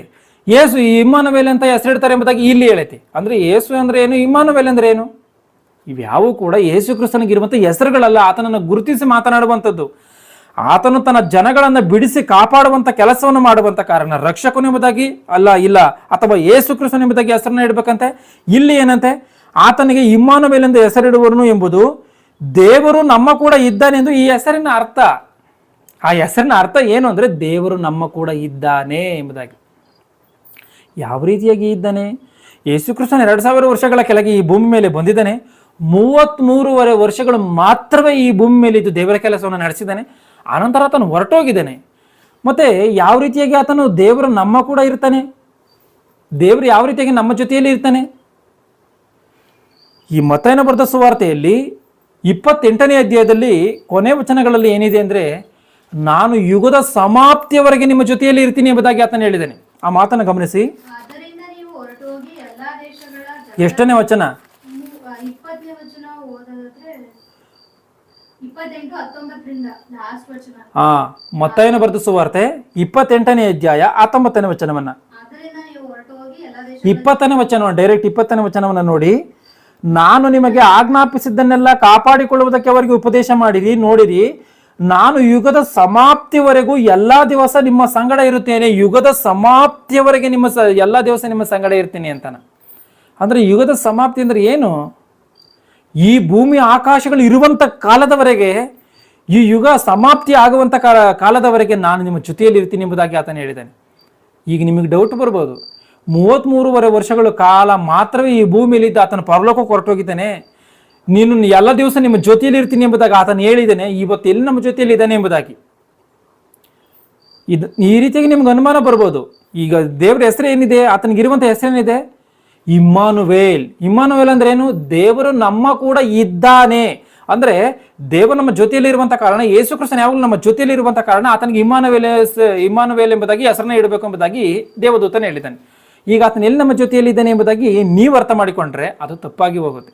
ಆದರೆ ಆತ ನಮ್ಮ ಜೊತೆಯಲ್ಲಿಯೇ ಇದ್ದಾನೆ, ಭೂಮಿ ಆಕಾಶಗಳು ಇರುವಂಥ ಕಾಲದವರೆಗೂ ಕೂಡ ಇರ್ತಾನೆ. ಅದು ಯಾವ ರೀತಿಯಾಗಿ ಅಂತ ಅಂದರೆ ವಾಕ್ಯದ ಮೂಲಕವಾಗಿ. ಯೋಹಾನ್ ಸುವಾರ್ತೆ 1ನೇ ವಚನವನ್ನು ಓದಿ. ಯೋಹಾನ್ ಸುವಾರ್ತೆ 1ನೇ ಅಧ್ಯಾಯ. ಆದಿಯಲ್ಲಿ ವಾಕ್ಯವಿತ್ತು, ದೇವರ ಬಳಿಯಲ್ಲಿತ್ತು, ಆ ವಾಕ್ಯವು ದೇವರಾಗಿತ್ತು. ಅಂದ್ರೆ ಗಮನಿಸಿ ಇಲ್ಲಿ, ಆ ವಾಕ್ಯವೆಂಬುವನು ಆದಿಯಲ್ಲಿ ದೇವರ ಬಳಿಯಲ್ಲಿದ್ದನು, ಆತನ ಮೂಲಕವಾಗಿ ಸಮಸ್ತವು ಉಂಟಾಯಿತು, ಉಂಟಾಗಿರುವ ವಸ್ತುಗಳಲ್ಲಿ ಆತನಲ್ಲಿ ಒಂದಾದವು ಉಂಟಾಗಲಿಲ್ಲ. ಆತನಲ್ಲಿ ಜೀವವಿತ್ತು, ಆ ಜೀವವು ಮನುಷ್ಯರಿಗೆ ಬೆಳಕಾಗಿತ್ತು. ಆ ಬೆಳಕು ಕತ್ತಲಲ್ಲಿ ಪ್ರಕಾಶಿಸುತ್ತದೆ, ಅದು ಕತ್ತಲು ಅದನ್ನು ಮುಸುಕಲಿಲ್ಲ. ಅಂದ್ರೆ ಈ ಯೇಸು ಕ್ರಿಸ್ತನೇ ವಾಕ್ಯ. ಗಮನಿಸಿ ಇಲ್ಲಿ, ಅಂದ್ರೆ ಬೈಬಲಲ್ಲಿರುವಂಥದ್ದೆಲ್ಲವೂ ಕೂಡ ದೇವರ ವಾಕ್ಯಗಳೇ. ಈಗ ಈ ವಾಕ್ಯಗಳು ನಮ್ಮ ಬಳಿಯಲ್ಲಿ ಇದೆಯಾ? ಇದೆ. ಇವತ್ತು ಭೂಮಿ ಮೇಲೆ ಯೇಸು ಕ್ರಿಸ್ತನು ಯಾರು ಎಂಬುದಾಗಿ ತಿಳಿದೇ ಇರುವಂಥವರು ಬೆರಳೆಣಿಕೆ ಒಟ್ಟು ಜನ ಇರಬೇಕೋ ಇಲ್ಲ ಅವರು ಕೂಡ ಇರಲ್ವೇನೋ ಅಷ್ಟೇ. ಅಷ್ಟರ ಮಟ್ಟಿಗೆ ಯೇಸು ಕ್ರಿಸ್ತನು ತಿಳಿಯದೇ ಇರುವಂಥ ಪ್ರಪಂಚವು, ದೇಶಗಳು ಇಲ್ಲ ಇವತ್ತು. ಯೇಸು ಕ್ರಿಸ್ತನಂತೆ ಅರ್ಥ ಮಾಡಿಕೊಳ್ಳದೇ ಇರುವಂಥ ಮನುಷ್ಯನು ಇಲ್ಲ ಇವತ್ತು. ಅಂದರೆ ಬೈಬಲ್ ಎನ್ನುವಂಥದ್ದು ಎಲ್ಲ ದೇಶಗಳಲ್ಲಿ ಅಂತ ನೋಡುವಾಗ ಎಲ್ಲ ದೇಶಗಳಲ್ಲಿ ಬೈಬಲ್ ಇದೆ. ಅಂದರೆ ಯೇಸು ಕ್ರಿಸ್ತನ ಇದ್ದಾನ? ಯೇಸು ಕ್ರಿಸ್ತನ ಇದೆಯೋ? ವಾಕ್ಯವೇ ಕ್ರಿಸ್ತನಾಗಿರುವಂಥ ಕಾರಣ ವಾಕ್ಯದ ರೂಪದಲ್ಲಿ ನಮ್ಮ ಜೊತೆಯಲ್ಲಿ ಇದ್ದಾನೆ. ಯುಗದ ಸಮಾಪ್ತಿಯವರೆಗೂ ಆತನ ಇರ್ತಾನೆ. ಆಗಿರುವಂಥ ಕಾರಣವೇ ಆತನಿಗೆ ಇಮ್ಮಾನುವೇಲ್ ಎಂಬುದಾಗಿ ಹೆಸರನ್ನು ಇಡಬೇಕು ಎಂಬುದಾಗಿ ಸ್ಪಷ್ಟವಾಗಿ ಇಲ್ಲಿ ಕಾಣುತ್ತೆ. ಮತ್ತೆ ಮತ್ತಾಯನ ಬರೆದ ಸುವಾರ್ತೆ 28ನೇ 20ನೇ ವಚನವನ್ನು ಗಮನಿಸಿ. ಮತ್ತಾಯನ ಬರೆದ ಸುವಾರ್ತೆ 28-20.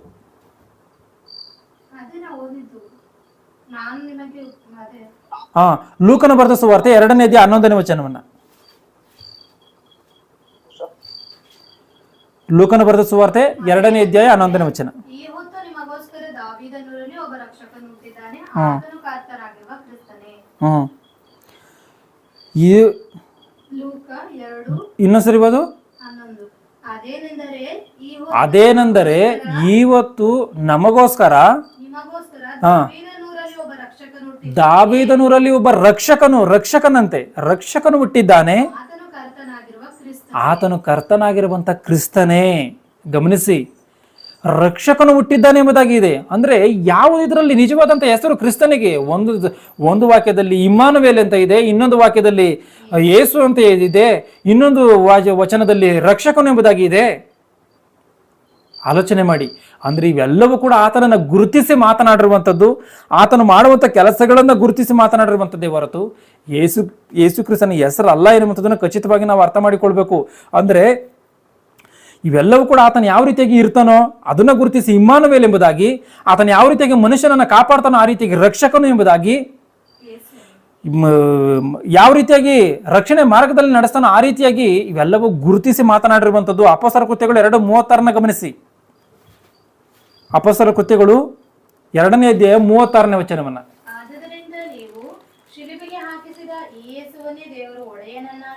ಈ ಯೇಸುವನ್ನೇ ದೇವರು ಮೆಲಗೋದು, ದೇವರು ಯೇಸುವನ್ನು ಒಡೆಯನ್ನಾಗಿ ಕ್ರಿಸ್ತನನ್ನಾಗಿ ಮತ್ತೆ ಓದು. ಶಿಲುಬೆಗೆ ಹಾಕಿಸಿದ ಈ ಯೇಸುವನ್ನೇ ದೇವರು ಒಡೆಯನನ್ನಾಗಿಯೂ ಕ್ರಿಸ್ತನನ್ನಾಗಿಯೂ ಮಾಡಿದ್ದಾನೆಂಬುದು. ಗಮನಿಸಿ, ಒಡೆಯನನ್ನಾಗಿಯೂ ಕ್ರಿಸ್ತನನ್ನಾಗಿಯೂ. ಅಂದ್ರೆ ಯೇಸು ಎನ್ನುವಂಥ ಮಾತಿಗಾರ್ಥ ರಕ್ಷಕನು, ಕ್ರಿಸ್ತನು ಎನ್ನುವಂಥ ಮಾತಿಗಾರ್ಥ ಅಭಿಷಿಕ್ತನು, ಅಭಿಷೇಕಿಸಲ್ಪಟ್ಟವನು ಎಂಬುದಾಗಿ.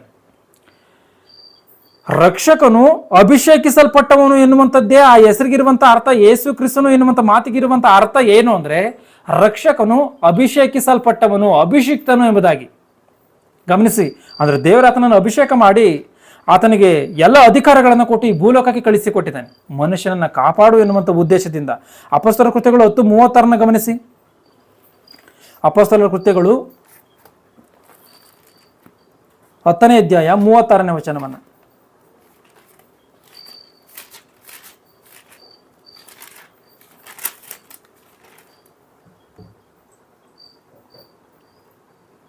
ಎಲ್ಲ ಜನಗಳಿಗೂ ಕರ್ತನಾಗಿರುವ ಯೇಸು ಕ್ರಿಸ್ತನ ಮೂಲಕ ದೇವರು ಸಮಾಧಾನದ ಶುಭ ಸಮಾಚಾರವನ್ನು ಪ್ರಕಟಿಸುತ್ತಾ ಇಸ್ರಾಯೇಲ್ ಜನರಿಗೆ ಅನುಗ್ರಹಿಸಿದ ವಾಕ್ಯವು ನಿಮಗೆ ತಿಳಿದಿರುವುದು. ಗಮನಿಸಿ, ಇಲ್ಲಿ ಏನಿದೆಯೋ ಅಂತನ ಅಂದ್ರೆ ಎಲ್ಲ ಜನರಿಗೂ ಕರ್ತನಾಗಿರುವ ಯೇಸು ಕ್ರಿಸ್ತನ ಮೂಲಕ ದೇವರು ಸಮಾಧಾನದ ಶುಭ ಸಮಾಚಾರವನ್ನು ಪ್ರಕಟಿಸುತ್ತಾ ಇಸ್ರಾಯೇಲ್ ಜನರಿಗೆ ಅನುಗ್ರಹಿಸಿದ ವಾಕ್ಯವು ನಿಮಗೆ ತಿಳಿದಿರುವುದು. ದೀಕ್ಷಾ ಸ್ನಾನ ಮಾಡಿಸಿಕೊಳ್ಳಬೇಕೆಂದು ಯೋಹಾನನು ಸಾರಿದ ತರುವಾಯ ಈ ವಾಕ್ಯವು ಗಲಿಲಾಯದಿಂದ ಪ್ರಾರಂಭವಾಗಿ ಯೂದಾಯದಲ್ಲೆಲ್ಲ ಪ್ರಬಲವಾಯಿತು. ಅಂದ್ರೆ ಇಲ್ಲೇನು ಅಪೊಸ್ತಲರ ಕೃತ್ಯಗಳು 10ನೇ ಅಧ್ಯಾಯ 36ನೇ ವಚನದಲ್ಲಿ ಕಾಣುವಂತ ಮಾತು ಅಂದ್ರೆ ಆತನು ರಾಜನು ಎಂಬುದಾಗಿ. ಎಲ್ಲ ಜನರಿಗೂ ಕರ್ತನಾಗಿರುವಂತ, ಎಲ್ಲ ಜನರಿಗೂ ಕರ್ತನಂತೆ. ಅಂದ್ರೆ ಎಲ್ಲ ಜನರಿಗೂ ಆತನ ಯಜಮಾನನ. ಕರ್ತನು ಎನ್ನುವಂಥ ಮಾತಿಗೆ ಅರ್ಥ ಯಜಮಾನ ಅಂತ. ಎಲ್ಲ ಜನರಿಗೂ ಆತನೇನಾಗಿದ್ದಾನೆ? ಯಜಮಾನನಾಗಿದ್ದಾನೆ. ಅಂದ್ರೆ ಆತನೇನು? ರಾಜನು ಎಂಬುದಾಗಿ ಸ್ಪಷ್ಟವಾಗಿ ಅರ್ಥ ಮಾಡಿಕೊಳ್ಬೇಕು. ಯೆಶಾಯನ ಗ್ರಂಥ 9ನೇ ಅಧ್ಯಾಯ 6ನೇ ವಚನವನ್ನು ಓದಿ. ಯೆಶಾಯನ ಗ್ರಂಥ 9ನೇ ಅಧ್ಯಾಯ 6ನೇ ವಚನ.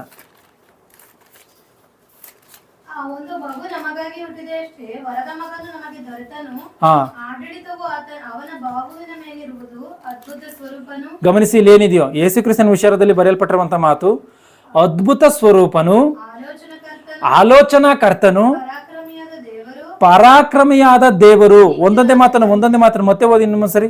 ಒಂದು ಮಗು ನಮಗಾಗಿ ಹುಟ್ಟಿದೆ ಅಷ್ಟೇ, ವರದ ಮಗನು ನಮಗೆ ದೊರೆತನು, ಆಡಳಿತವು ಅವನ ಬಾಹುವಿನ ಮೇಲಿರುವುದು, ಅದ್ಭುತ ಸ್ವರೂಪನು, ಆಲೋಚನಾಕರ್ತನು. ಅಂದ್ರೆ ಅದ್ಭುತ ಸ್ವರೂಪನು. ಅದ್ಭುತ ಸ್ವರೂಪನು ಅಂದ್ರೆ ಏನು? ದೇವರ ಸ್ವರೂಪ ಕ್ರಿಸ್ತನು. ಇಬ್ರಿಯರಿಗೆ ಬರೆದ ಪುಸ್ತಕದಲ್ಲಿ 1ನೇ ಅಧ್ಯಾಯ 1-2 ವಚನಗಳಲ್ಲಿ ಸ್ಪಷ್ಟವಾಗಿ ಕಾಣುತ್ತೆ, ಆತನ ತತ್ವದ ಮೂರ್ತಿಯು ಎಂಬುದಾಗಿ. ಆತನ ತತ್ವದ ಮೂರ್ತಿಯು ಅಂದ್ರೆ ದೇವರಿಗೆ ಯಾವ ಲಕ್ಷಣಗಳಿದೆಯೋ ಅದು ಯೇಸು ಕ್ರಿಸ್ತನಿಗಿದೆ. ದೇವರು ಯಾವ ರೀತಿಯಾಗಿ ಪರಿಶುದ್ಧನಾಗಿದ್ದಾನೆ, ಯೇಸು ಕ್ರಿಸ್ತನ ಆ ರೀತಿಯಾಗಿ ಪರಿಶುದ್ಧನಾಗಿದ್ದಾನೆ. ದೇವರ ಆಲೋಚನೆಗಳು ಯಾವ ರೀತಿಯಾಗಿ, ಆ ರೀತಿಯಾಗಿ ಯೇಸು ಕ್ರಿಸ್ತನ ಆಲೋಚನೆಗಳಿದೆ.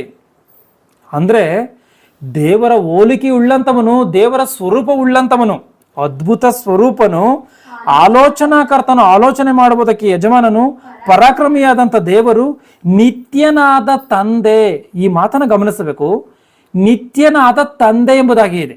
ಯೇಸು ಕ್ರಿಸ್ತನ ವಿಚಾರದಲ್ಲಿ ಪ್ರವಾದನೆ ಬರೆಯಲ್ಪಡ್ತಿರುವಂಥ ಮಾತಿದು. ಇಲ್ಲೇನಿದೆ? ನಿತ್ಯನಾದ ತಂದೆ ಎಂಬುದಾಗಿದೆ. ಹಲವಾರು ಅಮಾಯಕ ಜನರು ಈ ಮಾತನ್ನು ನೋಡ್ಬಿಟ್ಟು ಏನಂತಂತಾರೆ ಅಂದ್ರೆ, ನಿತ್ಯನಾದ ತಂದೆ ಎಂಬುದಾಗಿದೆಯಲ್ಲ, ಇದು ತಂದೆ ವಿಚಾರದಲ್ಲಿ ಬರೆಯಲ್ಪಟ್ಟಿರುವಂಥ ಮಾತಿದು ಆಗಿರುವಂಥ ಕಾರಣ 3 ಜನನು ಒಬ್ಬರೇ ಎಂಬುದಾಗಿ ಅರ್ಥ ಮಾಡ್ಕೊಳ್ತಾರೆ.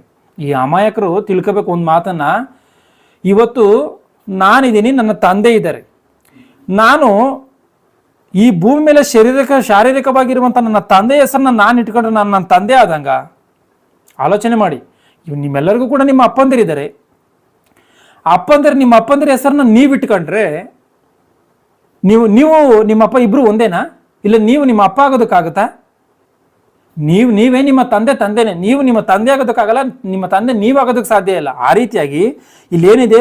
ನಿತ್ಯನಾದ ತಂದೆ ಎನ್ನುವಂಥದ್ದು ಆತನಿಗಿರುವಂಥ ಹೆಸರೇ ಹೊರತು ನಿತ್ಯನಾದ ತಂದೆ ಈತನೇ ಅಂತ ಅಲ್ಲ. ಗಮನಿಸಿ, ಇಲ್ಲೇನಿದೆಯೋ? ಅದ್ಭುತ ಸ್ವರೂಪನು, ಆಲೋಚನಾಕರ್ತನು, ಪರಾಕ್ರಮಿಯಾದ ದೇವರು, ನಿತ್ಯನಾದ ತಂದೆ, ಸಮಾಧಾನದ ಪ್ರಭು ಎಂಬುವು ಅವನ ಹೆಸರು. ಆ ರೀತಿಯಾಗಿ ಹೆಸರು ಅಂದ್ರೆ ಎಲ್ಲ ಮನುಷ್ಯರನ್ನ ಆತನು ತಂದೆಯ ಸ್ಥಾನದಲ್ಲಿ ಇದ್ದುಕೊಂಡು ಆತನು ನಡೆಸ್ತಾನೆ ಎನ್ನುವಂಥ ಗುರುತಿಗೋಸ್ಕರ ನಿತ್ಯನಾದಂಥ ತಂದೆ ಎಂಬುದಾಗಿ ಗುರುತಿಸಿ ಮಾತನಾಡಿರುವಂಥದ್ದು. ಆಲೋಚನೆ ಮಾಡಿದನ ಯಾವ ರೀತಿಯಾಗಿದೆಯೋ ಅಂತ ಅಂದ್ರೆ, ಯೇಸು ಕ್ರಿಸ್ತನನ್ನು ಈ ರೀತಿಯಾಗಿ ಹೆಸರುಗಳ ಮೂಲಕವಾಗಿ ಗುರುತಿಸಿರುವಂಥದ್ದು ಕಾಣುತ್ತಾ ಅಂತಂದ್ರೆ ಇವೆಲ್ಲವೂ ಕೂಡ ಈ ರೀತಿಯಾಗಿ ಕಾಣುತ್ತೆ. ಮತ್ತೆ ಇಬ್ರಿಯರಿಗೆ 7:3 ಇಬ್ರಿಯರಿಗೆ ಬರೆದ ಪುಸ್ತಕ 7ನೇ ಅಧ್ಯಾಯ 3ನೇ ವಚನವನ್ನು. ಸಾಲೇಮಿನ ರಾಜ ಅಂದರೆ ಸಮಾಧಾನ ರಾಜ, ಅವನಿಗೆ ತಂದೆಯೂ ತಾಯಿಯೂ ವಂಶಾವಳಿಯೂ ಇಲ್ಲ, ಜನ್ಮದ ಆರಂಭವೂ ಆಯುಷ್ಯದ ಅಂತ್ಯವೂ ಇಲ್ಲ, ಅವನು ದೇವರ ಮಗನಿಗೆ ಸಮಾನ ಮಾಡಲ್ಪಟ್ಟಿದ್ದಾನೆ. ಸಾಕು. ಇಲ್ಲೇನಿದೆ ನೋಡಿ, ಇದಲ್ಲದೆ ಅವನು 2ನೇ ವಚನದಿಂದ ಅವನಿಗೆ ಅಬ್ರಹಾಮನು ತಾನು ಜಯಿಸಿಕೊಂಡು ಬಂದಿದ್ದ ಎಲ್ಲ ವಸ್ತುಗಳಲ್ಲಿ 10ನೇ ಒಂದು ಭಾಗವನ್ನು ಕೊಟ್ಟನು. ಅವನ ಹೆಸರಿನ ಅರ್ಥವು ನೀತಿ ರಾಜ. ಏನೇನಿದೆಯೋ ನೋಡಿ ಇಲ್ಲಿ, ನೀತಿ ರಾಜ. ಅವನ ಹೆಸರಿನ ಅರ್ಥ ಗಮನಿಸಿ, ಏನಿದೆ ಆತನ ಹೆಸರಲ್ಲ, ಆತನ ಹೆಸರಿನ ಅರ್ಥವು ಏನು ಅಂತಂದ್ರೆ ನೀತಿ ರಾಜ ಎಂಬುದು. ಇದಲ್ಲದೆ ಅವನು ಸಾಲೇಮಿನ ರಾಜ ಅಂದರೆ ಸಮಾಧಾನ ರಾಜ. ಸಮಾಧಾನ ರಾಜನ ಕ್ರಿಸ್ತನು ಸಮಾಧಾನ ರಾಜನೇ. ಆತನು ಮನುಷ್ಯನ ಅಷ್ಟರ ಮಟ್ಟಿಗೆ ಹಿಂಸೆಯನ್ನು ಕೊಡ್ತಿದ್ರು ಕೂಡ ಆತನು ಯಾವುದೇ ಕಾರಣಕ್ಕೂ ಒಬ್ಬ ಮನುಷ್ಯನನ್ನು ದೂಷಿಸಿದಂಥ ರೀತಿಯಲ್ಲಿ ಆತನಿದ್ದಾನೆ ಅಂದ್ರೆ ಆತನಲ್ಲಿ ಅಂತ ಸಮಾಧಾನ ಇದೆಯೋ ಆಲೋಚನೆ ಮಾಡಿ. ಸಮಾಧಾನ ರಾಜ, ಅವನಿಗೆ ತಂದೆಯೂ ತಾಯಿಯೂ ವಂಶಾವಳಿಯೂ ಇಲ್ಲ, ಜನ್ಮದ ಆರಂಭವೂ ಆಯುಷ್ಯದ ಅಂತ್ಯವೂ ಇಲ್ಲ, ಅವನು ದೇವರ ಮಗನಿಗೆ ಸಮಾನ ಮಾಡಲ್ಪಟ್ಟಿದ್ದಾನೆ, ಅವನು ನಿರಂತರವಾಗಿ ಯಾಜಕನಾಗಿರುವನು. ಅಂದ್ರೆ ಇದು ಕೂಡ ಯೇಸು ಕ್ರಿಸ್ತನನ್ನು ಗುರುತಿಸಿ ಮಾತನಾಡುವಂಥದ್ದ ಅಂತ ಹೇಳಿ ನೋಡಿದ್ರೆ ಗುರುತಿಸಿ ಮಾತನಾಡಿರುವಂಥದ್ದು ಸ್ಪಷ್ಟವಾಗಿ ಕಾಣುತ್ತೆ. ಮುಂದಿನ ಭಾಗದಲ್ಲಿ ಯೇಸು ಕ್ರಿಸ್ತನಿಗೆ ಇನ್ನೂ ಕೆಲವೊಂದು ಮಾತುಗಳಿದೆ, ಕೆಲವೊಂದು ಹೆಸರುಗಳಲ್ಲಿ ಗುರುತಿಸಿ ಮಾತನಾಡಿರುವಂಥದ್ದಿದೆ. ಈ ಎಲ್ಲ ಹೆಸರುಗಳಲ್ಲಿ ಯೇಸು ಕ್ರಿಸ್ತನ ನಿಜವಾದಂಥ ಹೆಸರು ಯಾವುದು? ಇಲ್ಲಿ ಯೇಸು ಕ್ರಿಸ್ತನ ಹೆಸರೇ, ಯೇಸು ಕ್ರಿಸ್ತನು ಎನ್ನುವಂಥದ್ದೇ ನಿಜವಾದಂಥ ಹೆಸರ? ಪರಲೋಕದಲ್ಲಿ ಕೂಡ ಆ ರೀತಿಯಾಗಿ ಆತನಿಗಿದೆಯಾ ಎನ್ನುವಂಥದ್ದನ್ನು ಮುಂದಿನ ಭಾಗದಲ್ಲಿ ನೋಡಿಕೊಳ್ಳೋಣ. ಸಮಯವಾಗಿರುವಂಥ ಕಾರಣ ಎಲ್ಲರೂ ಕಣ್ಣುಗಳನ್ನು ಮುಚ್ಚಿ ಪ್ರಾರ್ಥನೆಯನ್ನು ಮಾಡ್ತೀನಿ.